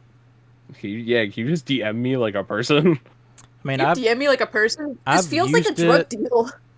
I've used it, especially when I did a like giveaways with codes or something like that. I've used it for that. But that's fair. I thought they took it away because I haven't seen the icon in forever. It used to be in a certain place, and then it popped up when I got a whisper, and I was like, "What? I thought this was gone." It was weird. It was very weird. Very strange that the person didn't just type it in the chat either. I'm like, okay, yeah. But yeah, like I like to talk about religion as well because I do find it fascinating. It's just a lot of people have religious trauma and get triggered and get very upset, and also with the way I look and sound, they think it's going to go in another direction, and they're just like preemptively trying to shut me down. I can't talk about stuff like this in other servers. Yeah, I mean, because it's like it's the dinner table rules. You don't talk about politics. You don't talk about religion. You don't talk about like. I mean, those like dinner table rules that kind of like ruin generations of people. Yeah. It ruins the act of talking. Real. Those things. To just ignore the bad things happening. Surely they'll get better. I think it's also like a growing up autistic and living with neurotypicals thing. It's like I feel like the dinner, or at least like I don't know, as like you get older and stuff, you're expected to like talk less, if that makes sense. I don't know if anybody else feels like that. I think. Like, you're not. No, well, right. you're expected to talk less if the people around you don't agree. Yeah, exactly. They Like, want- if no one cares and no one like wants to talk about it, they're like, "Oh, you're being so silly. Shut up." I don't agree with the whole table rules. I don't. I think What's your opinion talking during movies? in a theater, don't talk to me. You shouldn't do that. If I'm watching a At brand home. new movie, that you're insane. We have theaters in Texas that throw people out if they do that. Don't do that. But like, We're banned from Texas, Guppy. if it's Look, I banned from the Alamo Drafthouse is famous for that. You can't use your phone. You can't talk. Like, watch But, the like, fucking what if movie. something Eat your really food. interesting happens? What if something really interesting happens and I want to debrief with you? Then you get. Then we'll talk about it after the movie ends. Now, if we're What if at we're home or doing a movie night and it's something maybe we've all seen or something like that, then that's fine. But art is meant to be enjoyed and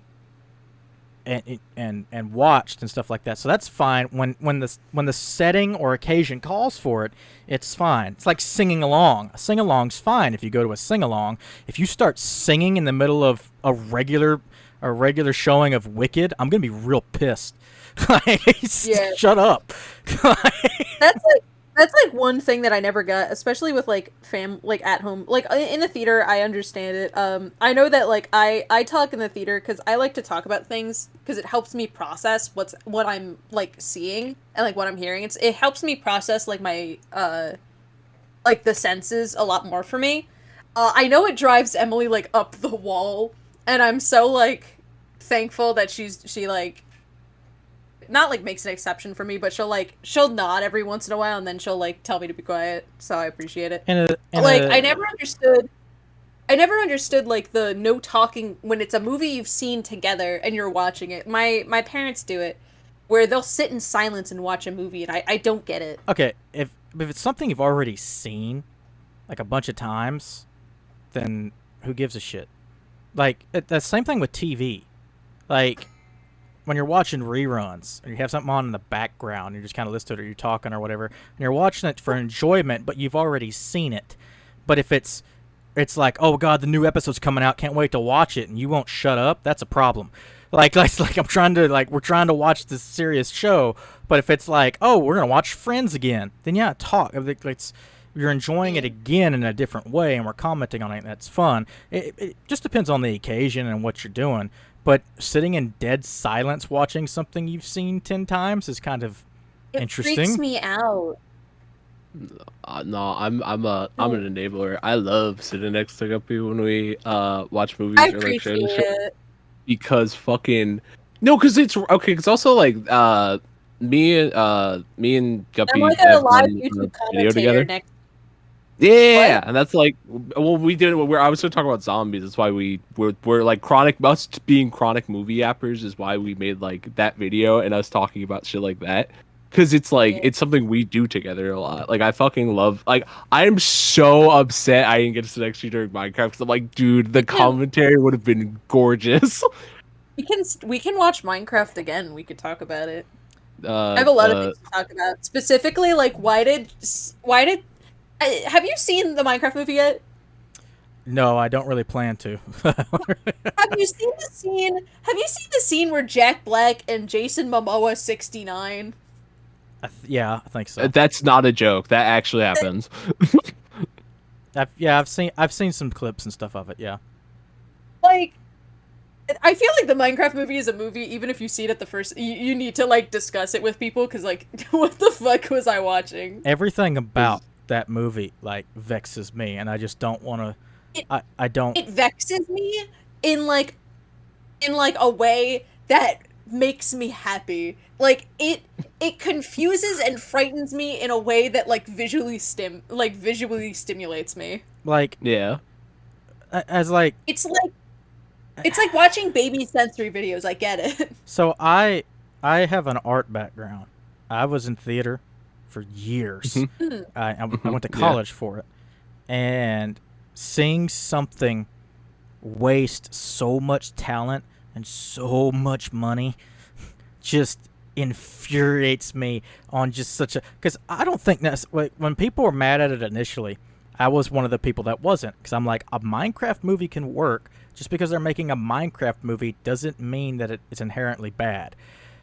I mean, they're gonna have to do something, but then seeing what they've done, it's like every bit of information we got just got worse and worse and worse. I'm like, oh my god! And then I did not like the trailers, and I'm like, it's like, but the idea of any property, case in point, the movie Clue is incredible. And more people need to watch Clue. Clue is great, but it's based off a fucking board game, and it's one of the best fucking movies. It's so good. And then you have the Paddington series, which is so good for no reason. Just I can't figure out. I'm so glad they did, but I can't figure out how they got together. Or like, we're gonna make a trilogy of some of the best movies ever made, and nobody's ever really gonna care about this little bear that likes marmalade sandwiches. Like, I believe Paddington 2 was the highest rated movie of its year. Like, people were actually pushing for it to win Best Picture, because it's like, no, you have to see Paddington 2. It's actually an incredible film. And it's like, how did they do this? And it's because they wanted to make a good Paddington movie. Like, there are people out there who want to make good things. It's just, you also have people wanting to make Transformers who don't give a shit about Transformers. And it's like, honestly, come on. Honestly, I feel like it shouldn't be done with like beloved IPs, but I feel like for the Minecraft movie it kind of worked. Because it was self-aware enough that, well, yes, it's like really depressing that we could have got a really cool, really faithful Minecraft movie that felt like narratively satisfying. I feel like there's something kind of beautiful in like them being like, Jack Black's in the movie and he's gonna write most of the fucking shit. Like, I think there's just something beautiful about making movies that are just dumb. I also like, Jack Black is someone that I love and who has actually incredible range, and they never use him, and it makes me so angry, because it's like, this dude could do shit. And I mean, get your paycheck. I'm saying all this. I'm not against actors getting paid, or anything. Even with the Transformers movies, Michael Bay said something that I 100% agree with and will defend him on. It's one of the few things I will defend him on. And he said, he was talking to someone who was actually criticizing him and all these terrible movies. And he says, like, why do they got to be so long? Why do they got to be this and all this and they're just bad? And he goes, I don't think you understand. This movie series has its own economy. He goes, when I make this movie, it's not just me and some guys making a movie. There's thousands of people working on this movie. We employ all kinds of studios and people who make all of their money, who make their living off of this movie series. If I stop making this, they don't have work anymore. And I'm like, all right, I agree. So the way he put it is like, yeah, we're going to keep making these shitty Transformers movies until they don't let us anymore, because I like the people I work with and I want them to keep getting paid. And I'm like, I agree with that. And he's like, everyone from the gaffers and the lighting guy, everybody. And it's like, and that's true. Movies are productions. But I think you can do that at the same time while making something good. I don't think it has to be one way or the other. No, 100%. I'm just kind of saying that there's like something beautiful in like a movie that doesn't take itself like quite too seriously. Like, every once in a while. Like, that's not necessary to say that the Minecraft movie is like a beautiful movie that's like Oscar worthy. It's like, at the end of the day, it's kind of like a little bit schlop, but like, yeah, that's what I was getting into. Nice. It's nice. I have weird. Well, I don't think they're that weird. I think just people don't voice them that often. But you'll see people who be like, they'll give something high remarks just for trying something new, and I'm like, trying something new isn't enough. You still have to be good at it. You still get praise for trying something, but trying something doesn't make what you did good. But you get praise for trying something. Like, you should still get praise for that thing. You just don't get praise for the whole thing. People want to do this thing where they give it everything. It's like, oh, but it was the first to do this, or it did that, or it did that. And I'm like, yeah, have you seen Birth of a Nation? You want to know what shit it invented? Yeah, let's not talk about that horrible racist piece of shit movie. But it made shit up and invented camera techniques that are still done today. Yeah. You can still be like, oh yeah, there's some genius there, but this movie should never be watched. Like we should. Yeah. This movie is a horrible piece of shit. Like we're not gonna sit here and act like this is a good movie about the Ku Klux Klan being heroes. We should be able to do both. You should be able to throw that shit in the fire and be like, but they did invent some shit. We can take their stuff. We can still use these things. Yeah. No, but I'm in the marketplace of I love a bad movie and I love a bad show because it makes the good things better. Like I don't know, like it's like I feel like you need that like palate cleanser of like you got to remember like there's a difference between a bad movie that is bad that should never be watched because it's bad and a bad movie that is funny that you go back to every once in a while when you need to be reminded that, you know, not everything has to be like. There's also something. So there's also like, something different between something being bad where they failed, and something being bad because it wasn't allowed to be good. And everything about the Minecraft movie to me seems like it was the latter. Like, they could have done something else with this, and they decided not to. They cast a bunch of people. They spent a shit ton of money on it, and just decided to not do anything with it. Like, they didn't fail. They just weren't allowed to do anything. And everything I've heard is it's like, at best, it's mediocre. And I'm like, well, that really sucks, and I don't want to go spend money on that. I'll watch it whenever it shows up streaming. But, like, a great example of this is 2 video game movies, both of them being the Mario Brothers movies. Oh, my God. And I am one of the few defenders of the original. Because it is a terrible adaptation. It is awful. It's a terrible adaptation. But if you take it on its own... No. If you take it on its own, I think it's fairly enjoyable. It's not the greatest movie ever made or anything like that, but I'm like, 3 stars, that's not bad. Like, I watch that movie pretty often, and I like it better than the new one. The new one is... it's more faithful. That's a little bold. Okay. That's a really big claim. The original one has better performances. It's got a hell of a lot more imagination. And it's not stale. I'll give it that. The new one, while more faithful, it's nothing. I enjoyed it, but I'm like, wow, there's nothing here. And it makes it angry because everybody wanted to blame Chris Pratt. So, Chris Pratt should have been Mario, blah, blah, blah, like that. Well, when you find out that Chris Pratt and Charlie Day wanted to do voices, like actually do Mario and Luigi's voices, or a version of them, and Nintendo said, no, we want you to use your regular voice. And they would not let them actually act. And I'm like, fuck off. They would not let because everyone's like, oh, Chris Pratt just sounds like Chris Pratt. And it's like, Nintendo literally said he couldn't voice act. Nor could Charlie Day, who's actually Italian. Because they talked about originally, they had built the characters together and they were going to sound more Italian. And Nintendo said, no, we won't let you do it. And then, now Jack Black's great in it. Jack Black, actually, they let Jack Black put his whole dick into Bowser, so I don't know what happened there. And then there's Seth Rogen as the worst Donkey Kong ever. It's like, what has happened? Like, what is this movie just wasting money? I don't... The whole dick into Bowser is the craziest sentence I've ever heard. He's great as Bowser. He's really good in that. And it's like... No, he is. I love Jack Black as an actor. My first instance of Jack Black was him in the 2011 Muppets movie, and I love this guy. That's your. I also just like how Jack Black just is a very big advocate of like video game. When he's like the video game guy in Hollywood now, and I kind of appreciate that because it feels. Oh, he is actually he is a real gamer, and he's definitely pushing, and he's done lots of video game projects.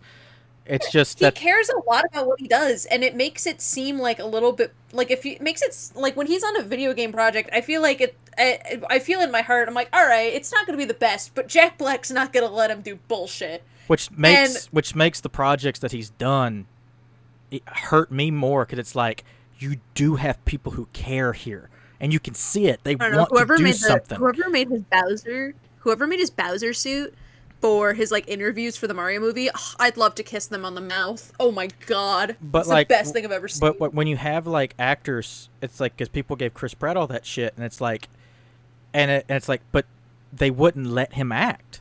Like you can't when you can only do what you're allowed to do. I don't blame him for taking the money, but it's like he was gonna try to sound different, and they're like, no, we want you to sound like Chris Pratt, and I'm like, we need to get the Japanese guys out of the room. We need to get them out of the fucking... Because we need to get Nintendo out of the room because this is a weird... We'll talk about weird phenomenons.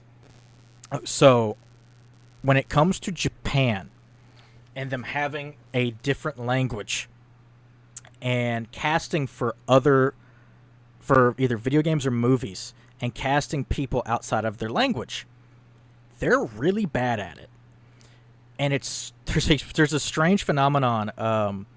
Everybody knows about Resident Evil. If you don't, I'm about to tell you. So the original Resident Evil is known for having some of the worst voice acting known to man. It's bad. Somehow Resident Evil 2 is worse. It's really bad. And everybody, for years, thought it was just because they hired no-name voice actors. And that's not what happened. Now, these voice actors, if they use their real names at all, they haven't been able to find many of them, aren't like, they're not necessarily Oscar winners, but they were voice actors. But when you listen to them, you're like, this doesn't sound human. Like, this doesn't sound human. Like, their line readings don't sound right. It's like, you were almost a Jill sandwich. It's like, who reads like that? Like, that's not monotone. That's just weird. What's happening? It's because the sound designer didn't know English and cut the audio. He had because when you do voice acting, you record a bunch of different tracks, and he just cut from individual tracks on every single word and cut them together to what sounded cool to his ear. So to him, it sounds really, really cool, but to people who speak English, it sounds like insanity. It's like, this is like the worst acting ever. Those people got screwed. Everyone thinks they're the worst actors in the universe, and it wasn't their fault. So there's, and that's still something that kind of happens today, where you'll have people who don't speak English trying to direct people who do, and be like, no, I want you to sound like this. When you watch some Japanese movies that have random American character for some reason, the English guy shows up and has like the most wooden dialogue and delivery ever. They make them do that on purpose because either it sounds cool or they want to be able to slip subtitles in, and so he has to hold his words out so they can put in the Japanese. It's weird.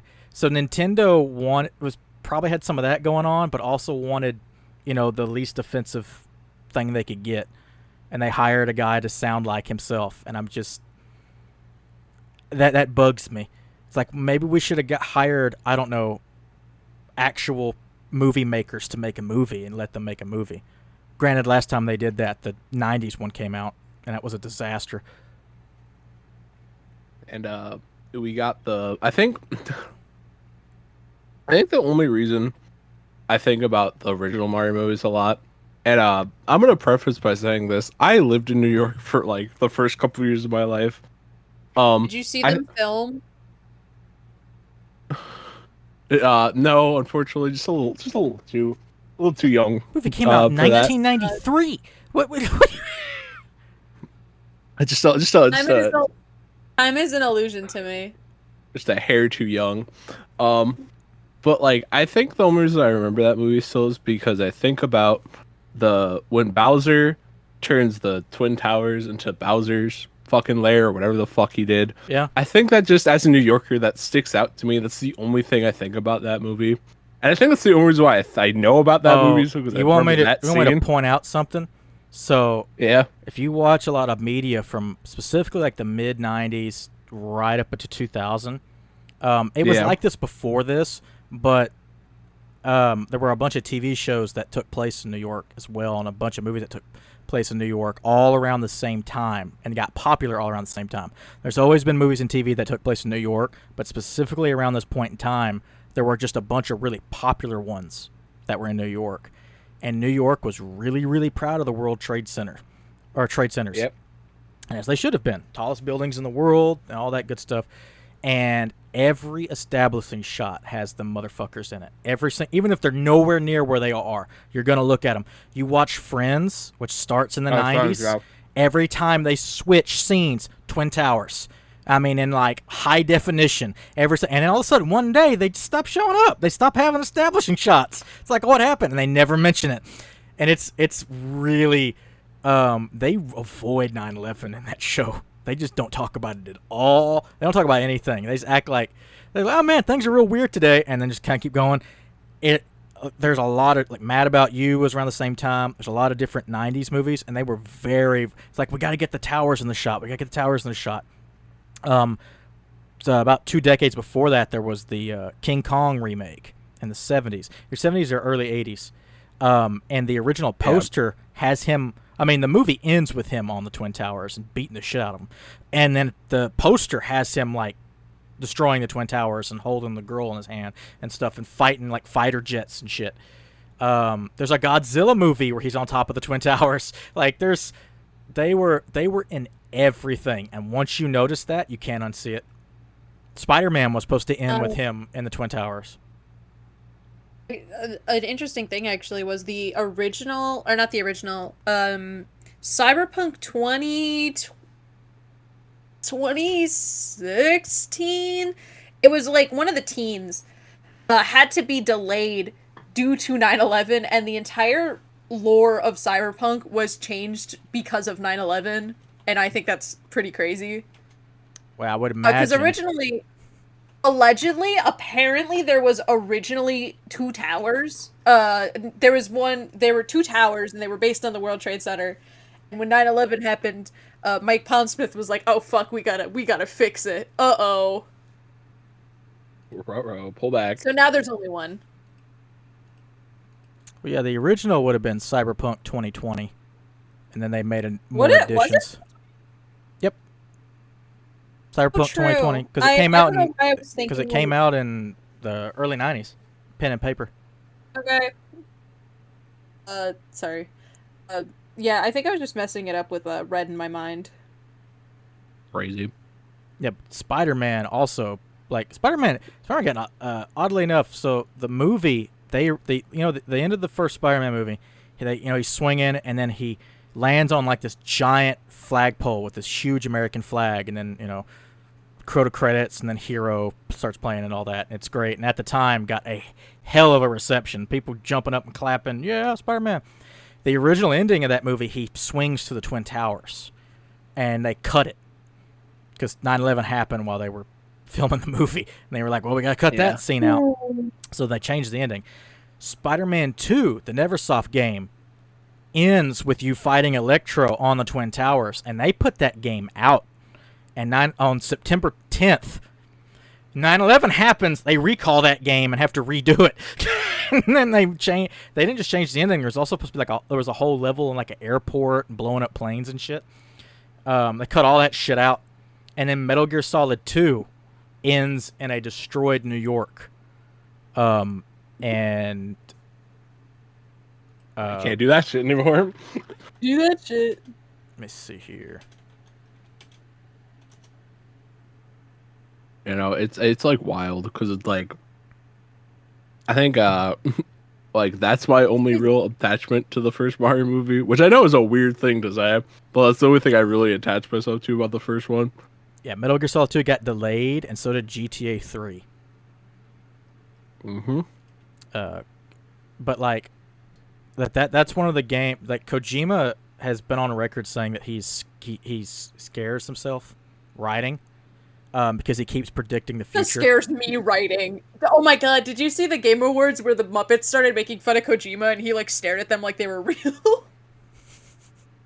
Kojima knows who the Muppets. He loves the Muppets. We're gonna see Muppets. Like, we're gonna see Muppets. They're absolutely gonna be in Death Stranding too. They're absolutely gonna be in Death Stranding too. He already knows who the Muppets are. Kojima loves stuff like that. But like, Kojima keeps writing stories that predict the future. So he wrote.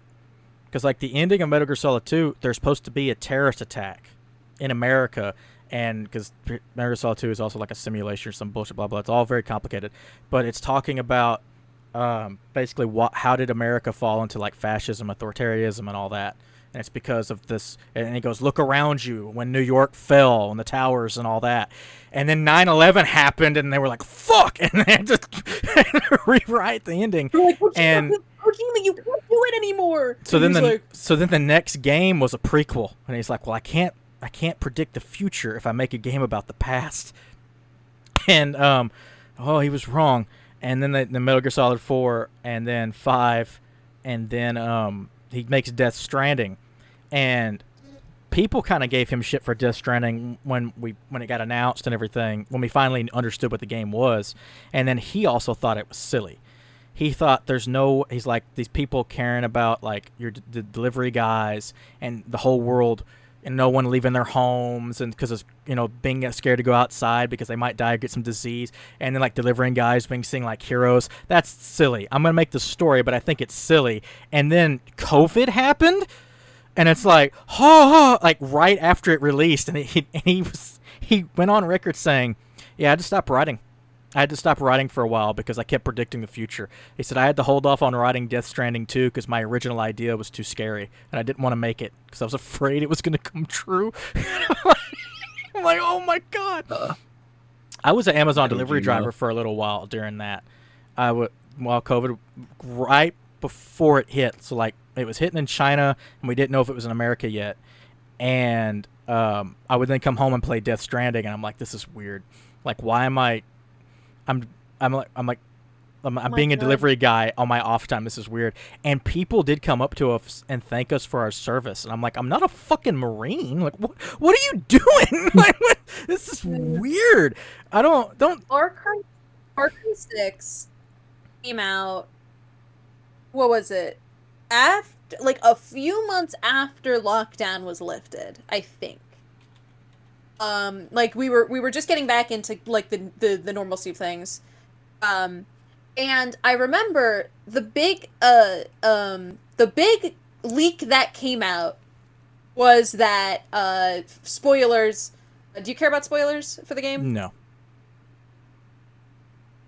I'll be vague. I don't care. I don't care.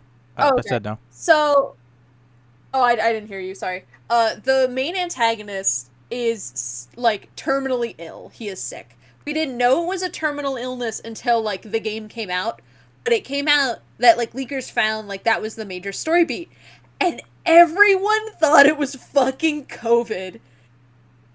And when we when you play the game, you find out it's not COVID. It's a terminal. It's something else. But in the secret ending of Far Cry 6, you listen to a radio that talks about like things that are happening in the world. They talk about how the revolution gets like destroyed and Anton still holds power. But they also state that the world is looking at a second lockdown and people lost their shit. Oh, there's some crazy like, cry. One of the Call of Duties has a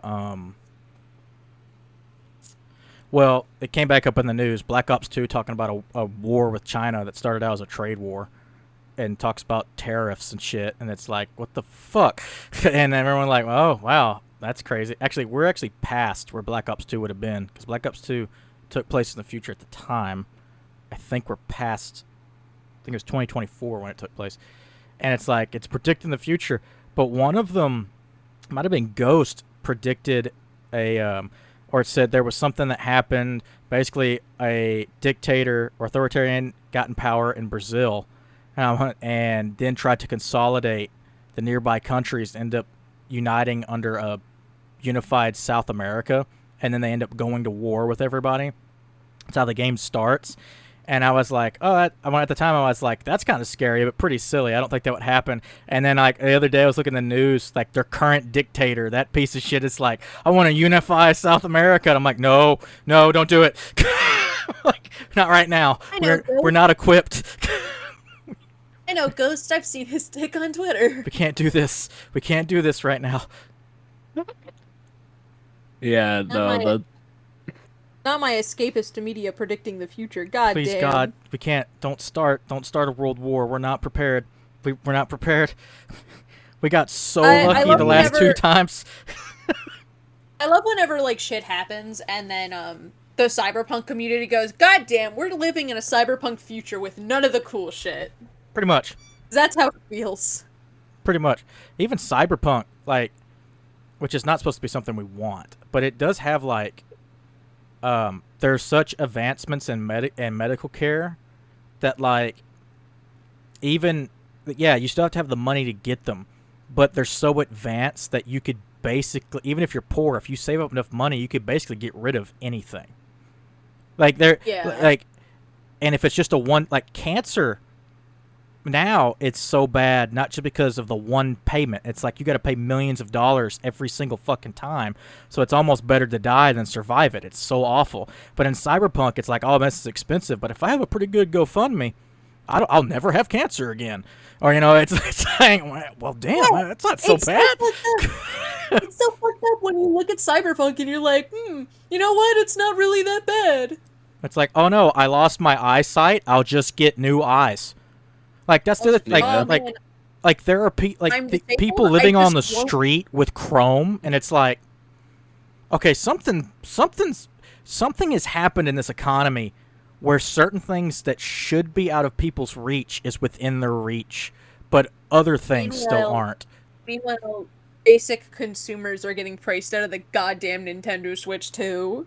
And then you have basically in Cyberpunk land, you would see someone on the side of the road with a Switch 2. Nowadays, no one's getting a Switch 2. And then you have, like, well,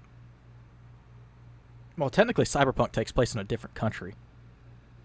No, it doesn't. It takes place on the West Coast. But under a different regime. It's not, because there was the Corpo War and everything got split up. Mexico's also different. No, I think the only thing that even our flag's different. Night City takes place in the new USA, where I think Night City is technically, it's like under its own government, like kinda, sorta, not really. The only thing that's, like, different about the U.S. is that, like, the entirety of the Midwest is uninhabitable. They make a very clear statement that New Jersey is the New Jersey garbage patch, and it makes me mad. So Night City seceded from Northern California and became a fully autonomous city. So it's by itself. And then there was the Unification War. And basically the new SA and the free states, except Texas, signed the Treaty of Unification, ending the war. So you have Night City and Texas, who are by themselves. Which Johnny Silverhand's like from San Antonio. That tracks. That's my boy. I love him. He's my favorite character. Whenever people. There's a very big oversight in the game where he says that he was deployed in Mexico, when in the books it's very specifically stated he was in Nicaragua. And so when I fight with people when they're like, but he says he was in Mexico, and I'm like, he says he's in fucking Nicaragua, and they're like, same thing. I'm like, no, it's really not. That could be with the wrong. That could kind of be explained by his mind being all crazy. Him thinking it is, and also like. Canonically, I think they just fucked up that dialogue, because the entirety of the second, I think it was the second corporate war. No, it's not the second corporate war. It's the second conflict. It's the second Central American War. It takes place in Central America. There was, like, to my knowledge, no fighting in Mexico. Let's see. There was, like, maybe a little bit, but well, let's see, the Corpo Wars would be different. Let me see. Well, the Unification War is also considered a corporate war, because Texas is still its own thing. So the Republic of Texas did not side with the NUSA or join the alliance, but instead had its own agenda opposing both sides. Yeah, it's crazy. I love that. And it's like, fuck both of y'all. We're gonna do our own thing. The Central American Wars were were done by the Big Three or the Big Four. It was like the NUSA and like 3 other people, and they were like, what if we tell people we're gonna get rid of drugs in Latin America, but actually it's just modern day colonialism.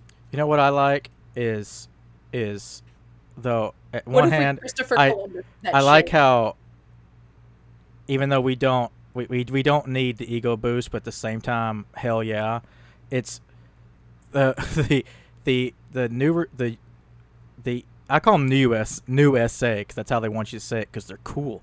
I it's thought like it was the NUSA. NUSA, but new SA instead of USA. Oh, true. Because they were high, and I thought it would be cool. They were high as balls when they made this game. It's also, this is a black creator who made this, so people forget about that. Yeah, Mike Consmith. Yeah, I love when he refers to Johnny Silverhand as his son. I just think about that a lot. But everybody thinks this is like some nerdy white guy, and I'm like, no, this is a black-owned creation. This is theirs. Don't be trying to whitewash Cyberpunk.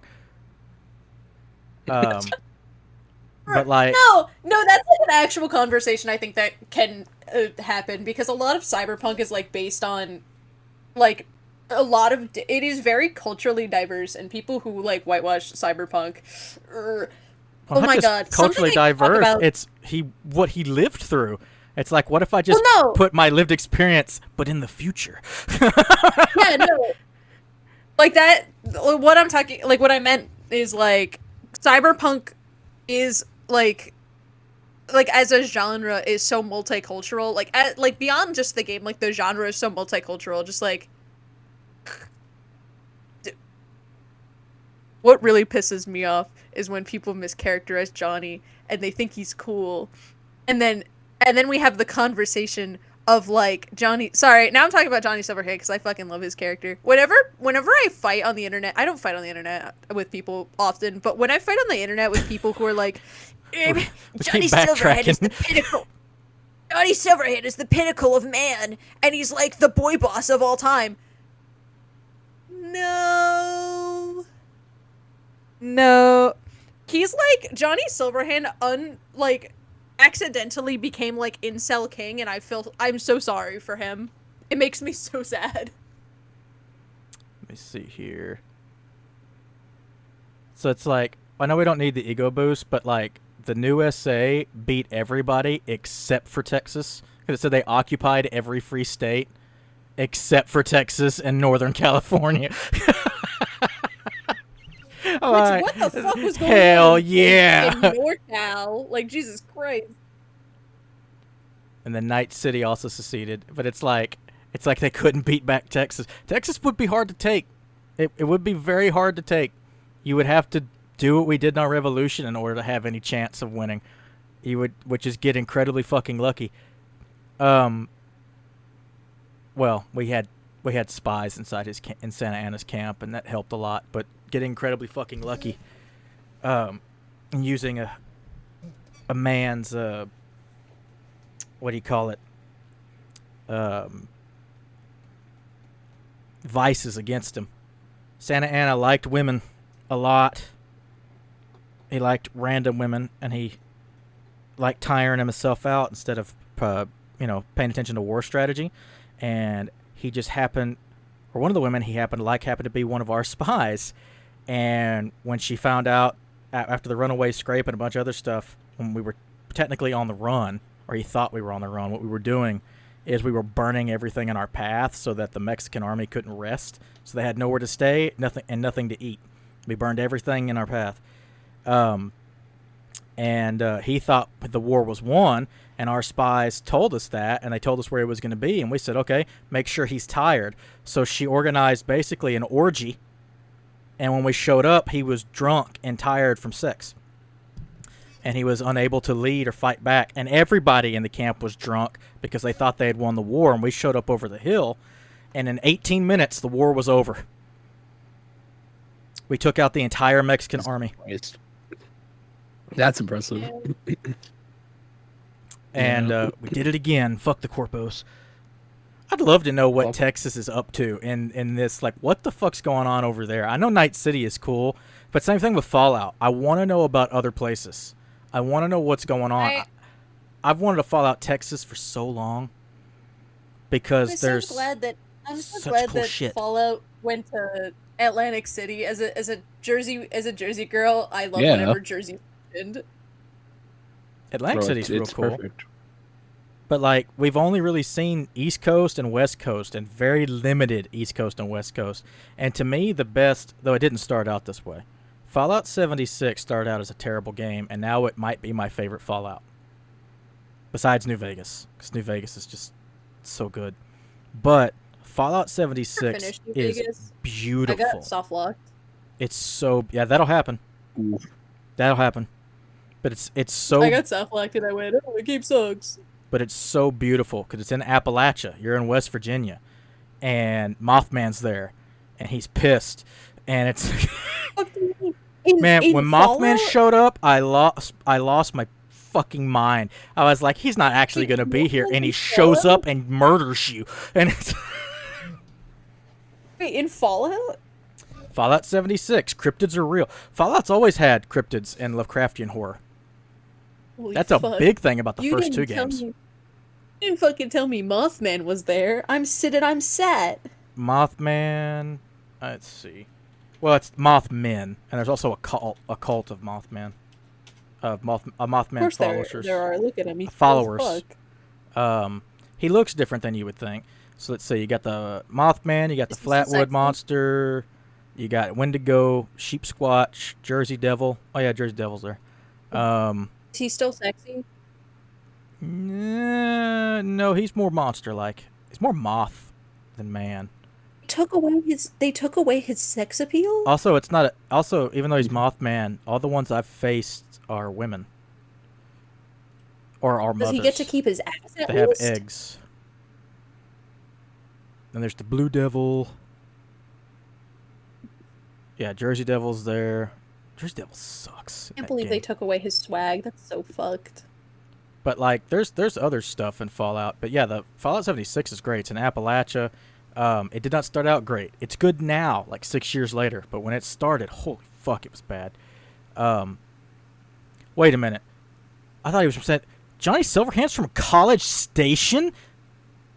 It's from College Station. That's why I was confused why you said like San Antonio. Because I was reading one of the logs. I was reading one of the logs in the game. It said San Antonio. That might have been where he enlisted.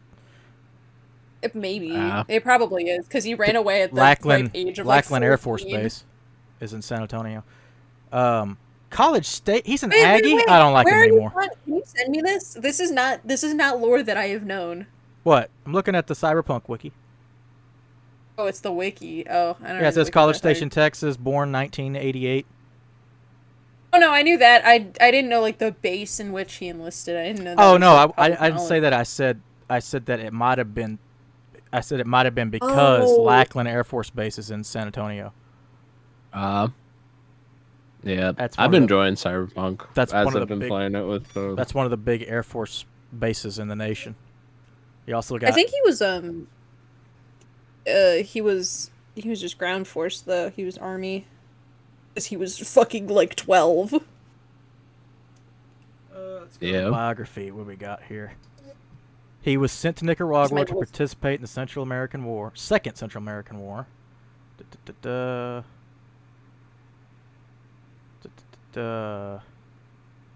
care about that. Blah, blah, blah, blah, blah. Where... there's more to his story than this. Where is it? Don't get too much into his army years. What do you want to know? I was just thinking about more stuff about the war that he was in. He doesn't talk about the war a lot because he's like a PTSD-ridden like teenager. Yeah. The only thing that is like that we know for fact is that someone died protecting him from whatever took his arm, and that he was like part of a small like army troop that was used as like distraction. I think what it was, or like something else. Him and all like the other 14-year-old runaways, because they were children. I wanted to see if there was anything about Mexico. There's only he only mentions Mexico once, and it's when he gives you the dog tags, and he's like, got these off a friend in Mexico, and I'm like, no you didn't, you fucking liar.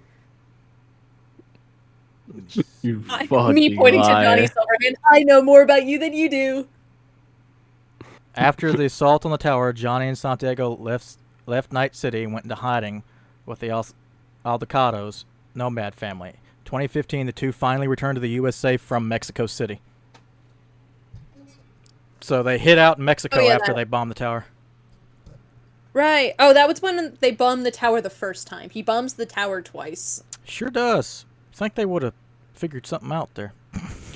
Maybe they wouldn't have let him in the second time. I think they would have hunted him down. I think what happens is that, like, everyone kind of knows he's too much of a loser. Because, he does not orchestrate either attacks on the tower. He's just kind of, like, the figurehead. As far as, because a fun fact about, Cyberpunk is that, all of the, like, big lore events that happen with Johnny Silverhand was Mike Pondsmith's player character. So all of the big, like, Johnny Silverhand in Night City lore is just games that they played. So Johnny Silverhand is a rocker boy, which is, like, basically, in D&D terms, a bard. So he doesn't really do much except, like, be very loud and very obnoxious. So he's kind of just the poster child for all of the Arasaka tower bombings. He doesn't really do much. But it's just because he brags about them. But at the same time, he is a killer.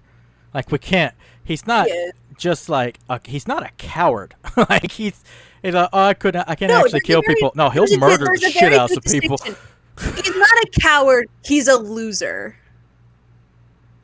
Of course, he's a loser. There's a big distinction. He'll kill people, but he's a loser about it. On that note, I am going to have to unfortunately wrap up because I have training for my new job tomorrow. But thank you for inviting me. Oh my god, I'm getting fucking notifications. I forgot about that. You're all getting notifications to stop? Yeah, because my thing sends me a notification every time I have a shift, and it's like, hey, Oomphy, you work tomorrow, and I'm like, I fucking know. Yes, thank you for having me. It was very interesting to talk about this. Y'all are welcome. Well, I thank y'all for coming. Maybe we can do this again. Maybe we can keep it. I'd love to do this maybe we again. can streamline it or whatever. But I knew the first one was going to be interesting because we got to get to know each other.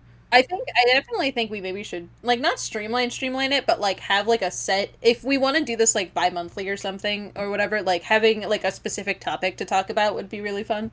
Yeah. I figure, the way I figure it, because I like it to be more conversational, is that whatever we're going to talk about, it'll probably be a topic we're already familiar with. It doesn't necessarily have to be established, especially with the way the world's going right now. Yeah. But Socratic seminar. But we have to kind of feel each other out and figure out, you know, I don't know. Conversation. We have to get used to talking to each other. Who yaps what? What was I gonna say? I was gonna say something. Also, been better if my brain wasn't fried today for some reason. But like, no, I feel it. But so real, so true. I like it because one, it's genuine, and I like just talking to people, see what happens, ranting and rambling, and all that good stuff. And oddly enough, people like listening to that because it makes them feel like we're their friends too, or they just put it on the background. I don't care. I don't. As long as you listen. Parasocialism. I also, to be honest, I like listening to that too. When something's too structured, when it comes to podcasting, I like it. I have different shows, right? But when they're so structured, those are usually things I have to listen to with intent. Like, yeah, like something like this, you can just kind of put on in the background once in a while. Kind of like an audio book. Yeah. It's like, oh, I need to sit and actually listen and pay attention to this. Whereas something like Castle Super Beast, who used to be the super best friends, they do actually have a sort of a structure, though their podcast can last anywhere from an hour and a half to 4 hours long. They have a sort of structure where they try to go down the news, but it is them just bullshitting for a while. And since they're actually friends, it's I love listening to them. I still pay attention, but it's, I don't know, easier in a way to listen to. It's less like not like emotionally taxing, but it's a less like emotional, like it it takes less thinking power. It can to, also like- be it also can be depending if you do topics. The problem with topics is depending on what the topic is, it might only be listenable. I mean, this is what they say. I don't necessarily agree, but it might only be listenable for a certain amount of time, versus evergreen content, which is talking about personal life moments and stuff like that, which people can listen to that episode tomorrow or they can listen 20 years from now. It doesn't really matter. Whereas if you're talking about something that's topical, like, oh, what's happening in politics today, that may not mean anything to someone down the road. Though I sort of disagree with that, because it's like, that's history. But that is how the viewing public or listener public at large views it. Evergreen people want that evergreen content. I meant when I said like topics, like not like we can like do like topical topics, but like just like a. Oh, we could do whatever. I don't care. A consensus, but just like a narrative. I don't know. It's up to you. It's at the end of the day, it's your stuff. Yeah, it's very cool. I very much like this. It's very nice. There's another episode you can listen to under Spectrum Talk. I don't know if any of them are any good, but there's a whole show. But anyway, we thank y'all for coming, for sticking around and doing this thing. I really appreciate it. You're welcome. And y'all can check them out over at twitch.tv Emily's Teapot, or twitch.tv/sunsetguppy, or twitch.tv/ryboy_ggm. I'll have all that posted in the description. Hopefully it's all right. And I guess we'll see y'all on the next one. Y'all. Bye-bye. Bye-bye.